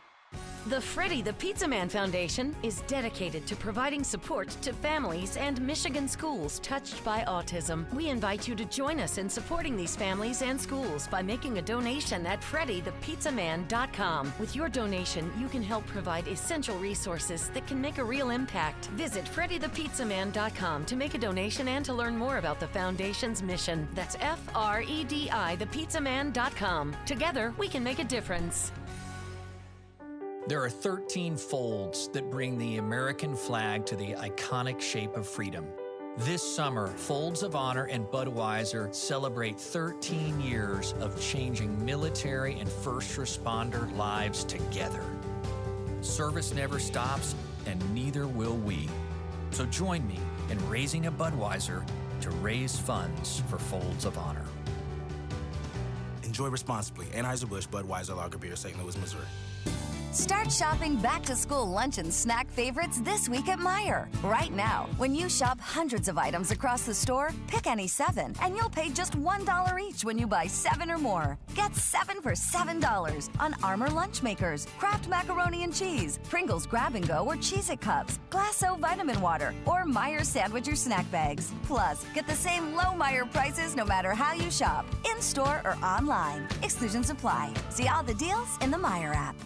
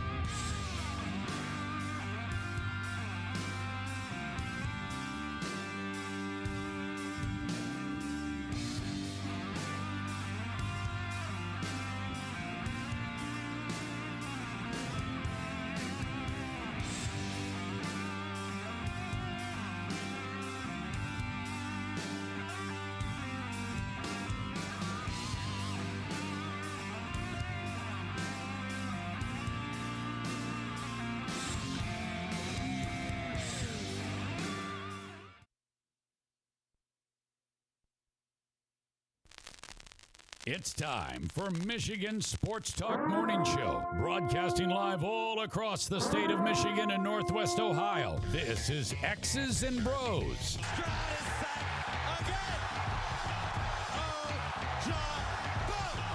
Swings it out to Sadiq Bey. Gets Benny in the corner. To Abdul-Rahman at midcourt. Extra pass. And it goes for the win. The three-pointer by Jordan Poole. Here's the give. Walker. Kenny Walker. Touchdown. Spotty. Goff's got it. Back. Looks. Throws. Ends up. Yes. Caught. Touchdown. Detroit Lions. They did it. Amon-Ra St. Brown in the receiving end. Sends one to deep left center field. Back it goes, and that ball's out of here. A grand slam from Miguel Cabrera. He's got 2 goals. Larkin in on goal. Scores! His first career hat trick in his 7th season for Dylan Larkin. Here's your host, Anthony Bellino. Rise and shine, folks. Good Thursday morning to you. Boy, how far away are we? We are, 24 hours takes us to 8 a.m. Tomorrow, add another 12. That 36 minus 1. We're about 35 hours away from kickoff, give or take. Maybe 34 hours and 58 minutes. That's great. New York Scott's got the people fired up. Look, I saw some propaganda just now where somebody's like, Kayvon Thibodeau beating the Pro Bowler Penei Sewell in a one-on-one drill. He didn't beat him. He got blocked. What do you mean? Well, what if the quarterback, if he steps up in the pocket and you think he's going to step up into Penei Sewell's back? Did Kayvon Thibodeau get the inside? Yeah, what happened? Penei Sewell stayed in front of him the entire time. Blocked his ass all the way down the line. Get out of here. Yeah, if you don't want to, if you believe Anthony's throwing out propaganda, Jeff Schwartz tweeted out the same thing. Jeff Schwartz did a 4-minute breakdown on the individual play. I didn't see the 4-minute breakdown. I just saw his tweets about it. It's 4 minutes of look at his hand, look at his feet, look back at his hand, back at his feet, look at this guy. I'm like, Jeff, get the spoon out of the picture. That's an offensive lineman breaking down offensive line. One play took him 4 minutes. And you take some loser on Twitter, he's like, oh, Kayvon, dude, shut up. Let's get to the phone line. Where's Freddie at? Good morning, Freddie. Penei Sewell will block Kayvon and Aiden Hutchinson at the same time, eat them both up for dinner. There's no doubt about it. That guy's what does Aiden Hutchinson have to do with this? Aiden Hutchinson beats Penei Sewell. What happens is it's the unstoppable force meets the immovable object. Hutchinson doesn't beat Penei Sewell. Give me a break. Penei Sewell. Yeah, you beat him in practice the other day. Penei Sewell's Penei Sewell is a premier player. It's both of them put together. You kidding me? He hasn't even scratched the surface. When it's all said and done, this is going to be Brad Holmes' Hall of Famer. What if it's Aiden Hutchinson? How sick would that make you if it was Aiden Hutchinson getting a gold jacket? What if it's both? I have nothing against Aiden Hutchinson. He's a Detroit Lion. I didn't care about Michigan. I made that clear. But you have selective hearing. I understand. I know how it goes. You read your text the way you want them. I just don't understand how with Jeff Okudah or Taylor Decker. He's on our current team. I love Taylor Decker. He went to Ohio State. I don't care that he went to Ohio State. Taylor Decker's okay. He's a good player. Okay. He's good. But Penei Sewell's going to end up taking that spot, and he'll be gone. And it's just the way it's going to be. So, but he's a good player. But we're talking about great. We're talking about great, all pros, greatness. That's why the Lions haven't won for years. They haven't anybody great. And you had the two great players that you had. Think about this. The two great players that you had were running back and wide receiver. Yep. Huh? They both retired early. I hear it all the time. No. You're not. No. I'm not taking a shot at them. What I'm saying is they were a wide receiver and running back. Think about what great you got to have a quarterback, tackle, defensive end. Those defensive tackle. Those are the ones that ultimately win the game because those guys can't really do much without those guys. Because they were so great, they were great. But that's why the team never won. I got a question for you, Freddie. Yeah. Who do you think in your time of watching the Lions, who's the best linebacker we've ever had? Oh man, that's a good question. I would say because I'm thinking this really quickly. I mean, DeAndre Levy would come close because he was up for Defensive Player of the Year that one year. He had a great year, and I would say Mike Kofer, number 55, which he just passed away recently. I don't know if you guys won't remember him. He was incredible, man. He was the most yoked guy. Ask Shep when you talked about yoke, Mike Kofer. You'll never meet a guy more fit than that guy. He was good. I would say DeAndre Levy. I mean, from what I remember, and I'm probably I'm doing it really quick. I would say DeAndre Levy. Don't you guys think? Because DeAndre Levy was great before, obviously, he had some issues.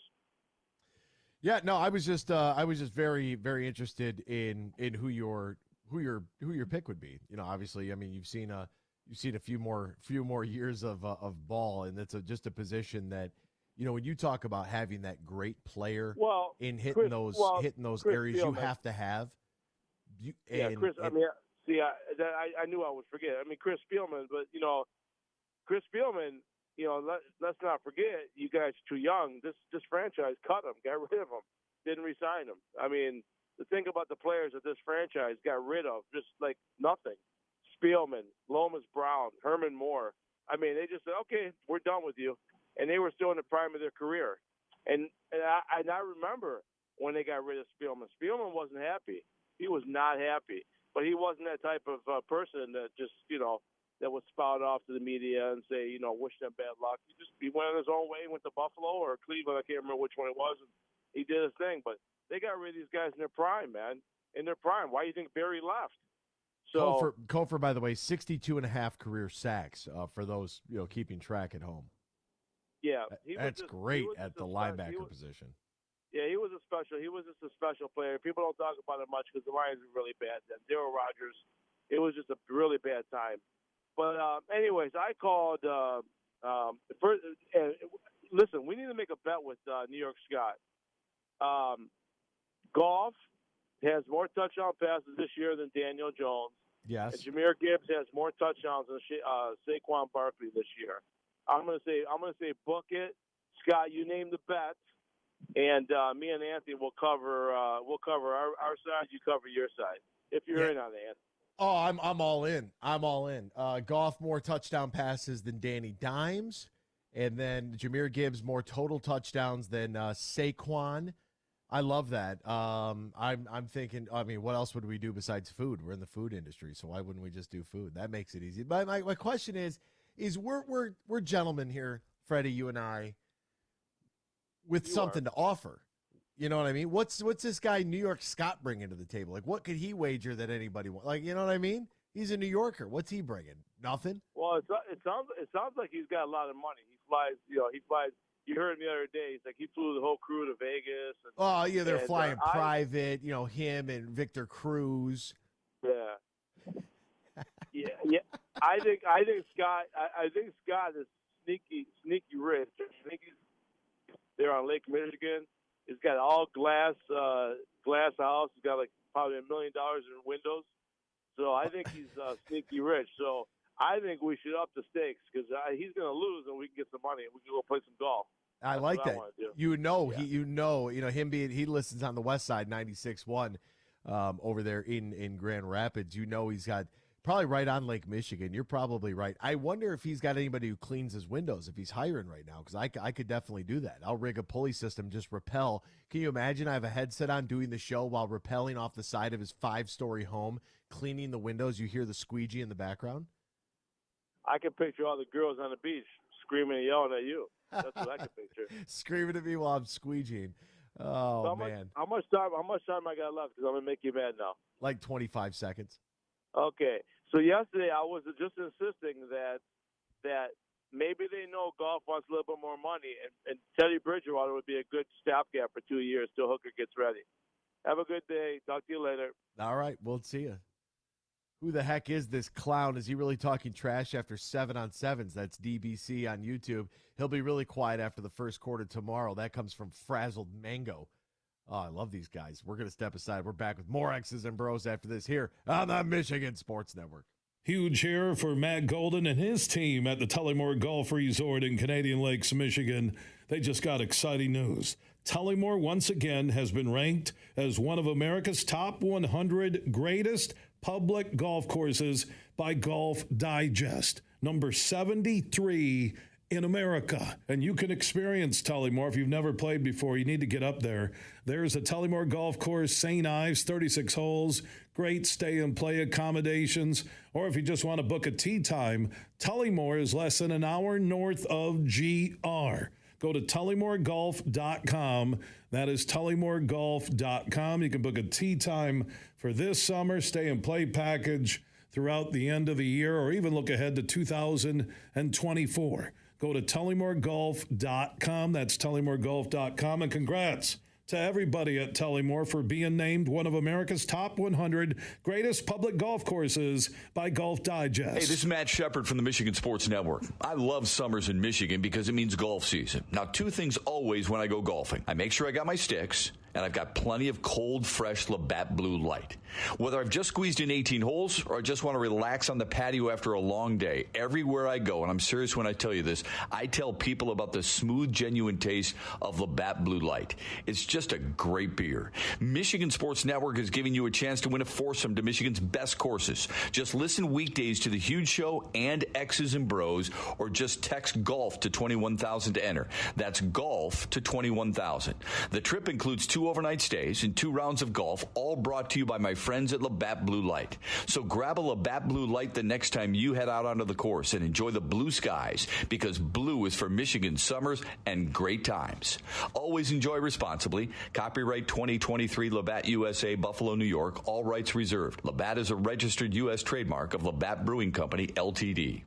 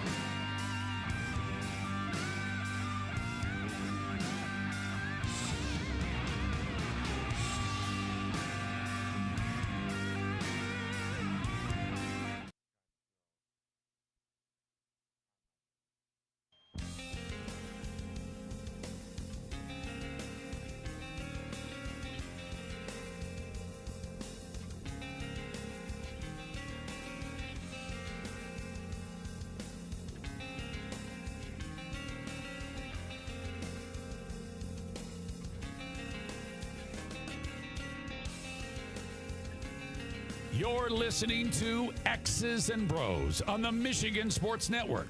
Can't call in? Text us using the keyword sports radio and send it to 21000 or tweet us at XB Mornings. Now back to Danny Cahalan, Ryan Elke, and Anthony Bellino.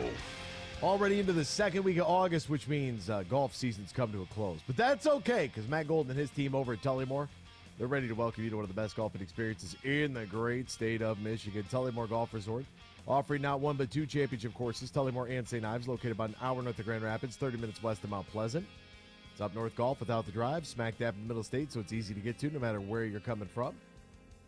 And we highly recommend that you call Matt right now at 1-800-972-4837. Go enjoy all the luxuries of Tullymore Golf Resort. Beautiful halfway house. They have the super glizzy there. It's the hamburger that's in the form of a hot dog. Looks fantastic. Book your stay and play at Tullymore today by visiting tullymoregolf.com, tullymoregolf.com.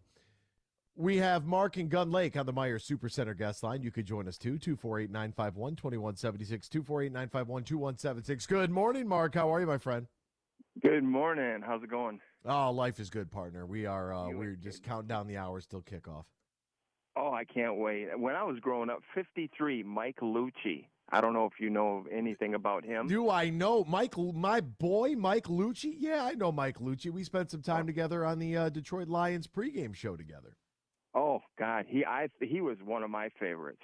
He could drop back, he could hit. He wasn't Chris Spielman, but he had his heart into that game every Sunday when they were, what did they do? 12 games back then. Yeah, I think it's about right. 12 or 14. 12 games back then. Yeah. What I wanted, a couple of things I wanted to ask you, and then I got to get back to work. I'll hang up and listen to you. First of all, yesterday you were doing the batting third. You know, the mannerisms of the announcers, the commentators, and what they Jim said Price on the air. I'm a Pistons fan, so what about count that baby in a foul? Count that baby in a foul. Yeah, why not a little George Blaha, the turning gun?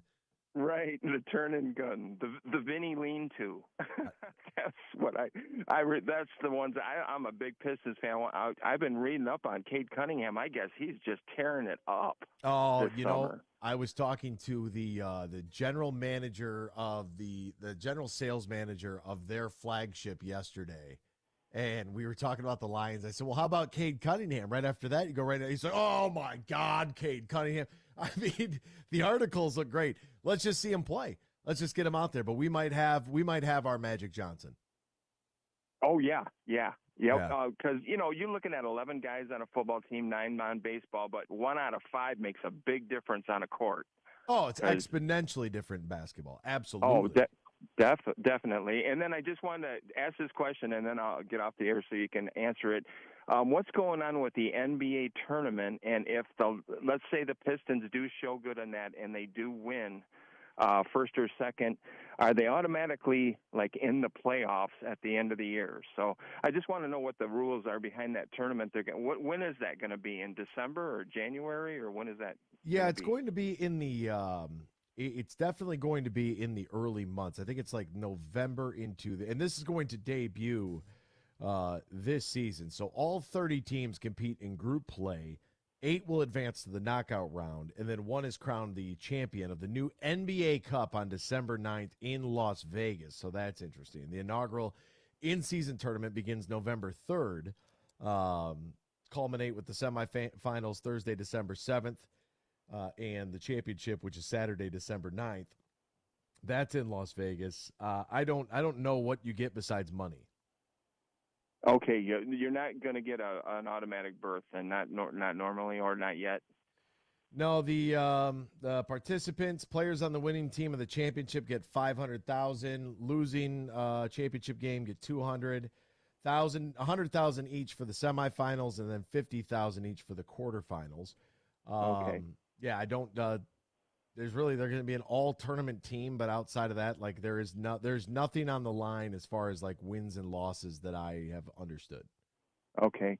Yeah, I'm on the west side of the state here, and what I like to do is me and my son, maybe a couple of other people, we'll go down to see a 1:00 Lions game and then a 5:00 Pistons game. Nothing like it. I mean, that is just the absolute greatest little tour you can do, and then you're still back on Monday for work. So that's just, I love that. That's the bomb right there. So you guys have a great night, and we'll talk to you later. Sounds good. That's Mark in Gun Lake. Mark, I love that. The old double dip in the D. Huh? A little Detroit doubleheader. I don't know how to say doubleheader in French, but if I did, I would say we actually les trois, les deux. When I was at SummerSlam, we were pre-gaming at Bookies, and we met this father and son from Ottawa, and they were here for the MIS, the race at MIS, but they were staying in Ann Arbor, so they Ubered down to Detroit, saw the Tigers, and they were partying with us all afternoon. And then they were going to go back to Ann Arbor, crash, and then go to MIS the next day. It's like they came here for that. That's beautiful. Good for them. Yeah, it's a great trip.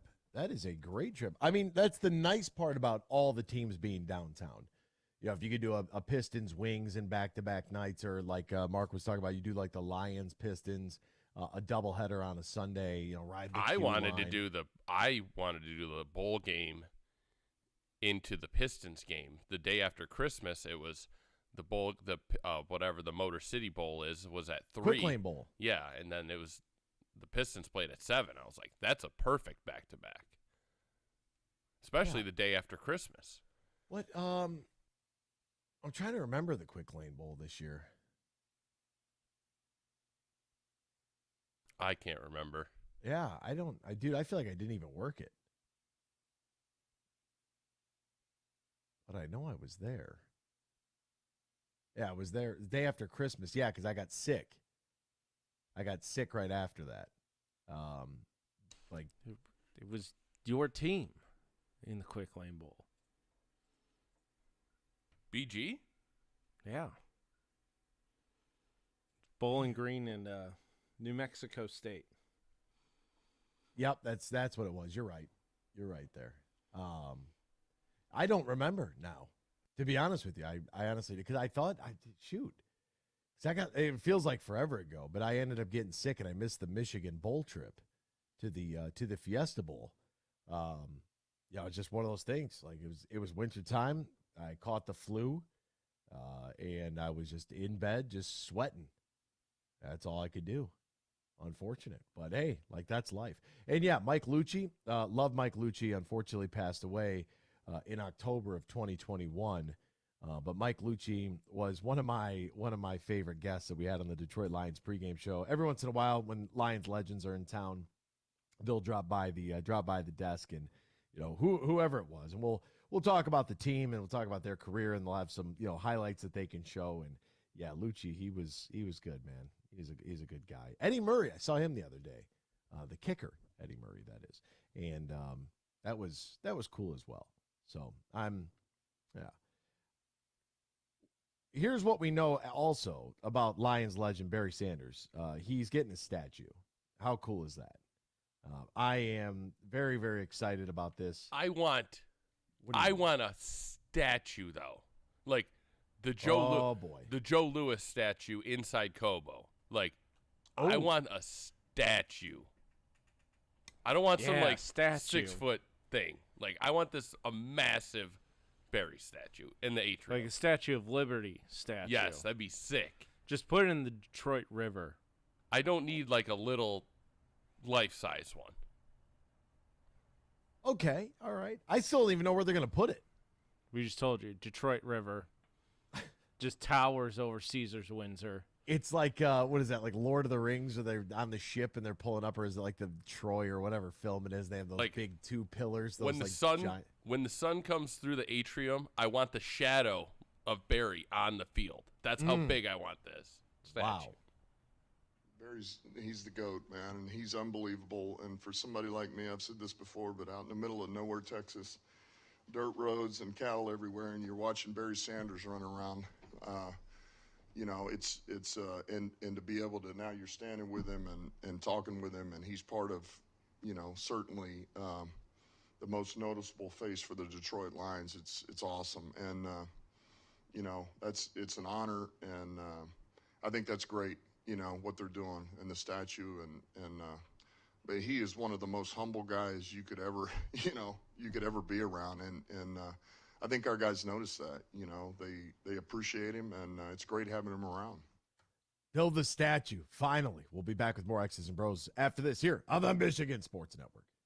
Can a radio ad make Michigan's roads safer? Well, a lot of you are in your car on a Michigan road right now. So when it comes to traffic safety, it looks like you're in the driver's seat, figuratively and literally. The Michigan Association of Chiefs of Police wants everyone to be safe on the roads. Can a radio ad make that happen? Maybe. Can you make that happen? Definitely. After all, you're in the driver's seat. Fuel up for less with M-Perks. Earn points on your purchases when you shop at Meijer in-store and online. Then use your points to claim a fuel reward and save at the pump. Your dollar goes further at the pump with M-Perks. Plus, earn points for all qualifying purchases in the Meijer Express station. And keep a lookout for exclusive Meijer Express offers. Enter your M-Perks ID at checkout to earn. Exclusions apply. Not valid in Wisconsin. Max 30 gallons. Download the Meijer app to sign up or see Meijer.com to learn more. From planting a simple seed to managing a global food supply, growing, processing, and distributing food is the backbone of America. You deal with food safety and labor issues, cost control, and not to mention Mother Nature. But do you have time to explore research development and biotechnical tax credits? Properly administer payroll for temporary employees. Ensure that you're operating at your most profitable? That's where we come in. We're Bean Garter. And while your business is America's food supply, our business is helping you run your business better. We'll assist with tax credits, assess your processes and controls, and so much more. And while we may not be able to help you plant your crops, we can help you realize a rich financial harvest. From the family farm to worldwide distribution of all the things you grow, grow your business better. Experience service, expertise, and simplicity at Bean Garter. Find us online, beangarter.com. Bean Garter.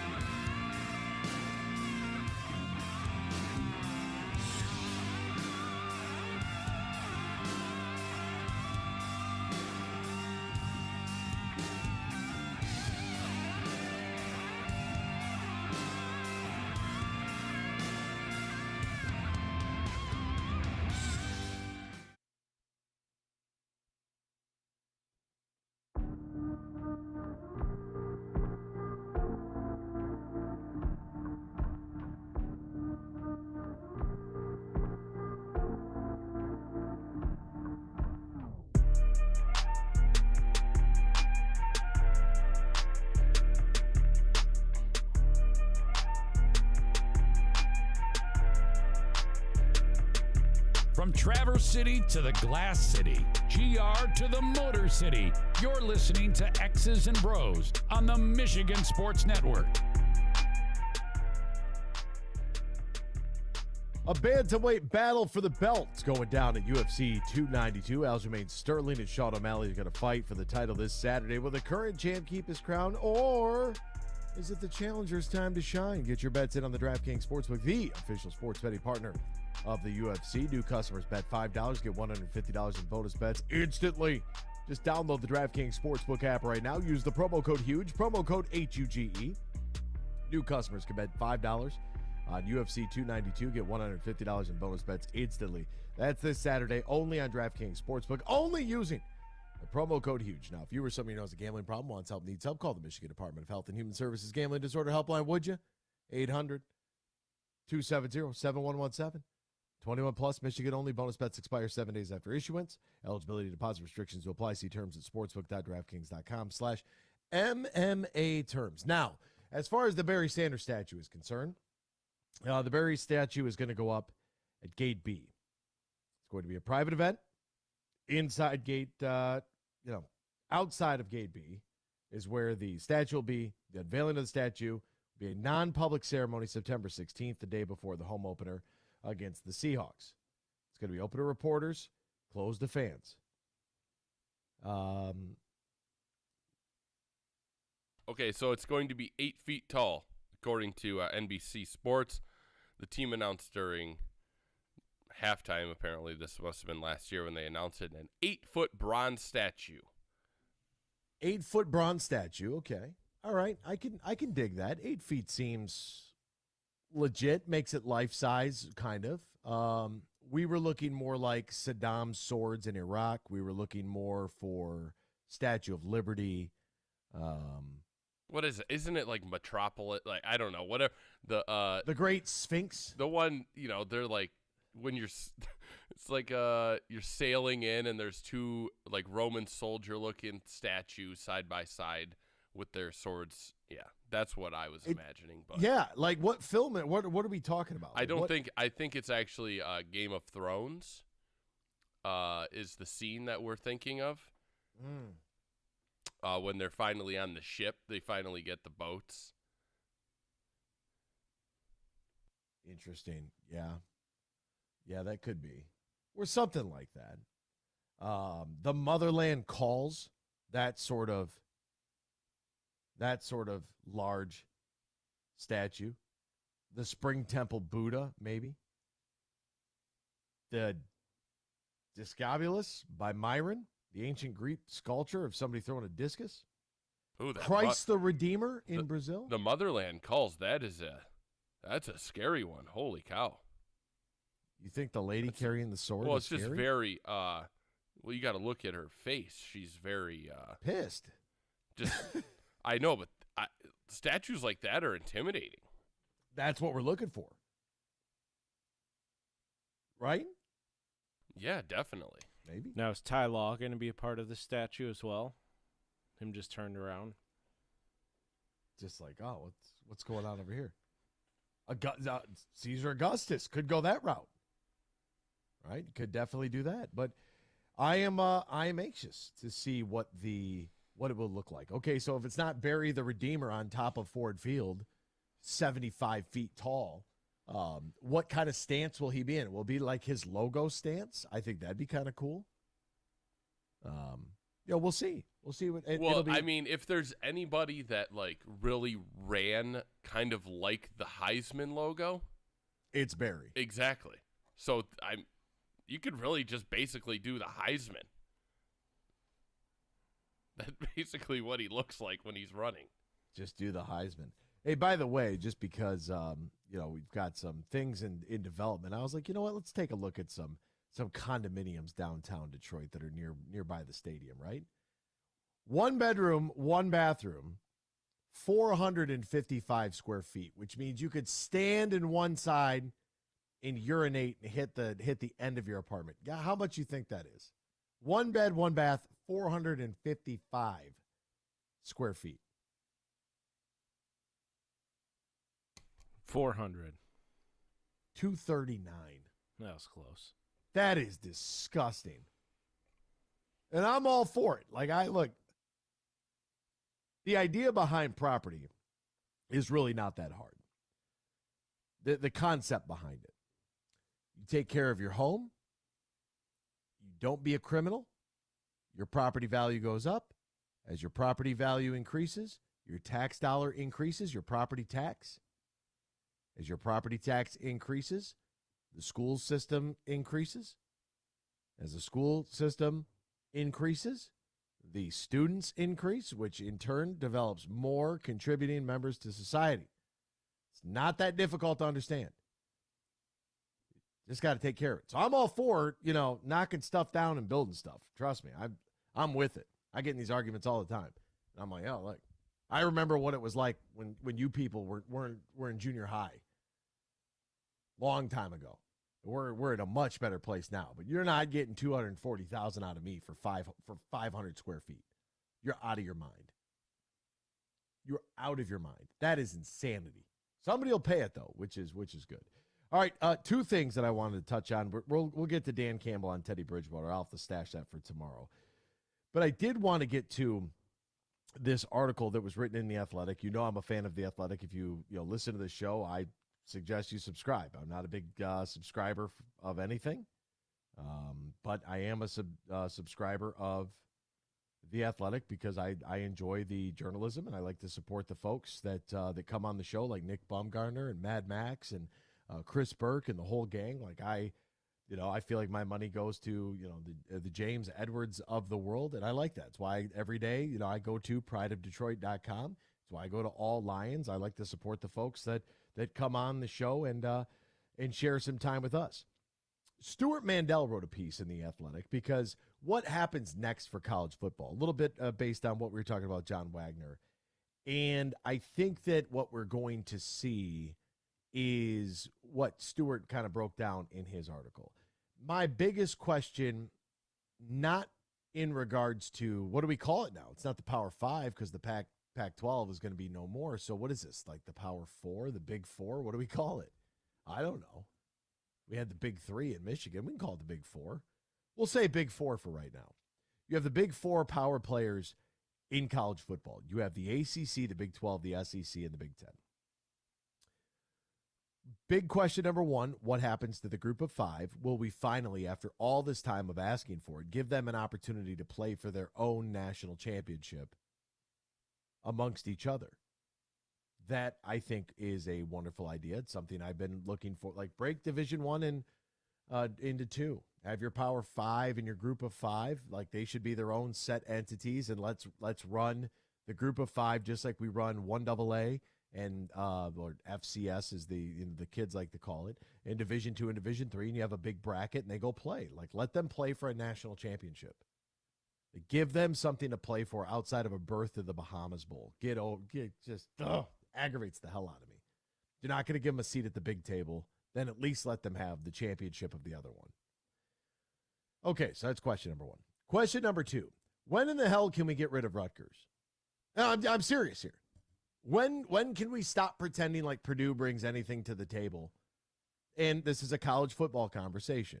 This doesn't have anything to do with the rest of college athletics. I'm all for John Wagner's idea that maybe Notre Dame had it right. College football separates itself from everything else. The conferences continue to play softball and swimming and volleyball and tennis and golf and basketball in their conferences. But football is completely different, and it should be treated different because it is the one that we care about. So, on this idea of things, when can we get rid of the teams that we don't need to see? That's what I'm intrigued by. I would like to know that because imagine Ohio State. And Stewart writes this, quote, Fox is a for-profit business. It doesn't care about preserving rivalries or kicking Oregon State and Washington State fans in the stomach. It cares about ratings and ad dollars. And if it really wanted to maximize both, a dream scenario would be a world where Ohio State plays its entire schedule against Michigan, Penn State, USC, Oregon, and never Rutgers, Northwestern, Indiana, or Purdue. This is something I've been very interested in for a long time in the Big Ten because you can miss me with the the academics portion of it, that does not matter. We're not here to play school. Okay, I know it's difficult for people to understand that. I get it. College athletics, college football's changing. But at what point can we say goodbye to some of these bottom feeders of the Big Ten that we don't need in football? We could keep Indiana and Purdue in basketball. Like I've said, let me reiterate this. I am all for college football doing their own thing because they're already, it's why they get the beer tower trophy that I'm always referencing. It's why everybody else gets the NCAA wood plaque that I always reference, because college football is different and should be treated as such. Give me a world of college football where we don't have to see Indiana, Rutgers, Maryland, Northwestern, Nebraska. We don't need to see them ever again. We don't need to play them. We need a 12-game schedule. We could probably expand on that a little bit too. I know health and safety, I know, but they played 16 games in high school to win crown a state champion. So miss me with that health and safety nonsense too, because that's what it is. It's nonsense. Let's be realistic about it. Michigan, Michigan State, Ohio State, Penn State, Iowa. Yeah, but see, I Wisconsin. think a lot of that, they want they want worse teams because they don't want it to be, 7-6 wins the division because you're battling with all really good teams every week.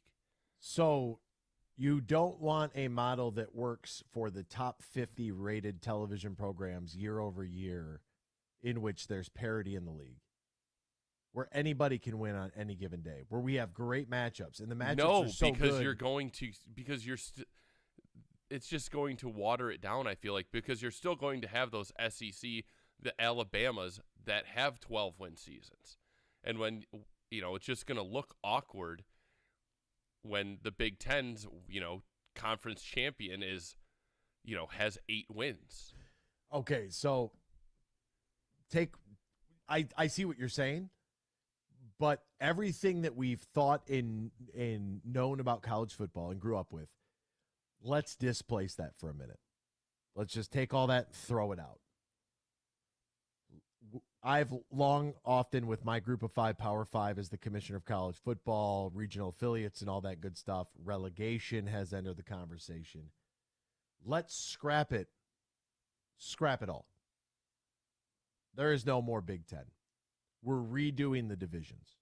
We're redoing college football as a whole. We are making somewhere between 28 and 32 teams in this league. Well, I heard 48. Yes, somebody said 48 teams, 16 make the playoffs.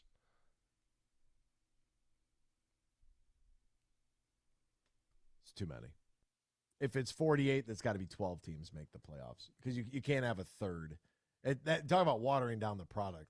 But, expanded playoff, we're going to watch the hell out of anyway. So whether you want to do 28, 32, maybe as many as 4 12-team divisions, that's fine. But imagine a world where you have Oklahoma, Oregon, Texas, Texas A&M, USC, UCLA, Washington. You have Alabama, Arkansas, Auburn, Georgia, LSU, South Carolina, Tennessee. You have Clemson, Florida, Florida State, Miami, maybe a Penn State, Virginia Tech, a West Virginia maybe, Iowa, Michigan, Michigan State, Ohio State, Notre Dame, Nebraska, Wisconsin, something, whatever, however you want to do this. But you would have a South, West, Midwest, and East division, specifically for college football only. The Big Ten can stay the Big Ten. We can send USC and UCLA back. We don't have to do all of this blowing everything up. We can literally just rethink how we think about college football. Because if you're selecting teams based on success, historically, success recently, attendance and TV and revenue, big boys only. Great. Now you have yourself a Premier League-esque sort of college football where we have maybe a premium sort of weekly game, maybe there's 2 conferences. Maybe the television rights are split equally between the teams in the conferences. Maybe there's a name, image, and likeness cap. See the direction I'm going? Maybe there's a bum, bum, bum, bum, bum, bum, bum, bum, bum in college football. Maybe that's where this has to go. Who says no to that? You got all your divisional games, and they rotate the schedule so you know who you're playing. And if you're Michigan State, you've got Iowa, Michigan, Nebraska, Notre Dame, Ohio State, and Wisconsin on your schedule this year. Let's say we did 28 teams. We did 4 divisions of 7. You could find this breakdown in Mandel's article, by the way. Let's say that's Michigan State's schedule for 7 games. And then this year, you got 2 out of the East. That gets you to 9. 2 out of the South.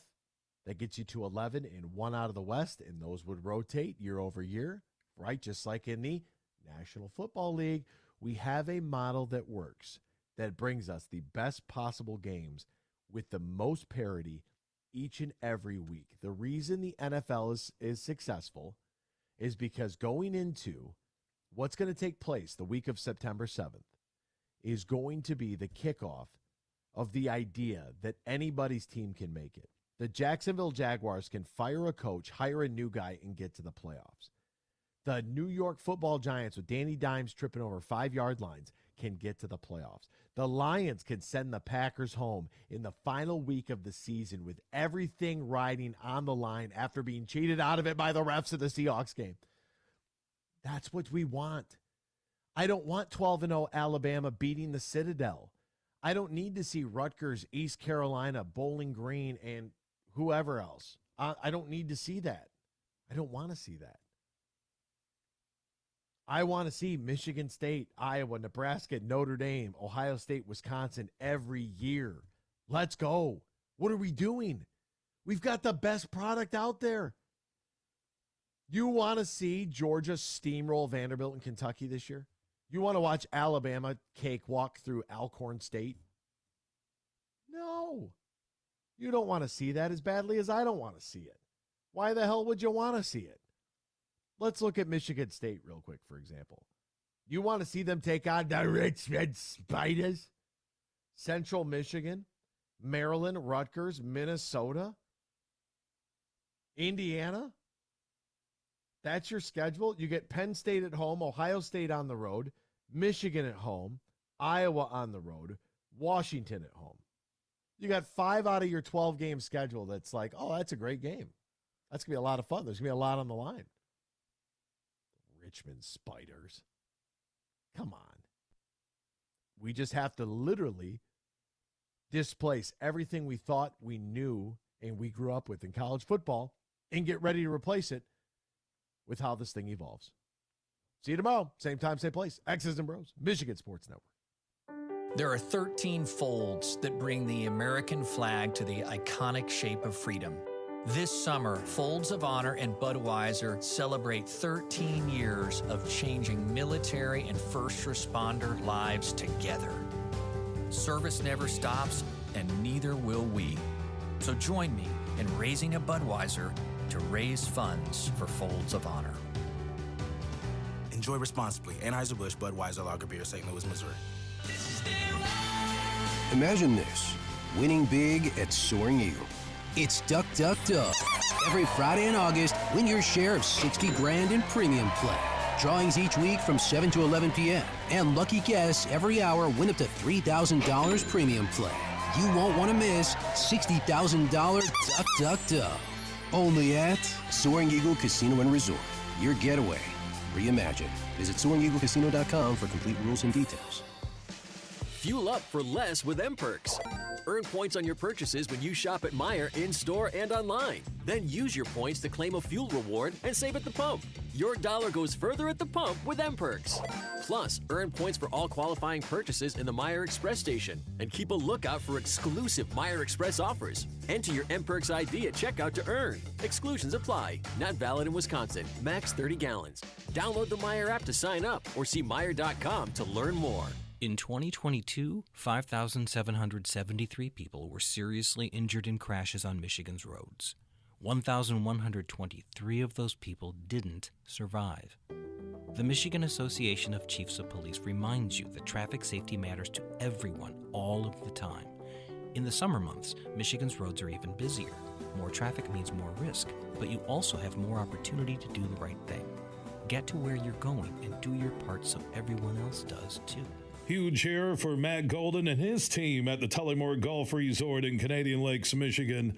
They just got exciting news. Tullymore, once again, has been ranked as one of America's top 100 greatest public golf courses by Golf Digest. Number 73 in America. And you can experience Tullymore if you've never played before. You need to get up there. There's the Tullymore Golf Course, St. Ives, 36 holes, great stay and play accommodations. Or if you just want to book a tee time, Tullymore is less than an hour north of GR. Go to tullymoregolf.com. That is tullymoregolf.com. You can book a tee time for this summer, stay and play package throughout the end of the year, or even look ahead to 2024. Go to tullymoregolf.com. That's tullymoregolf.com. And congrats to everybody at Tullymore for being named one of America's top 100 greatest public golf courses by Golf Digest.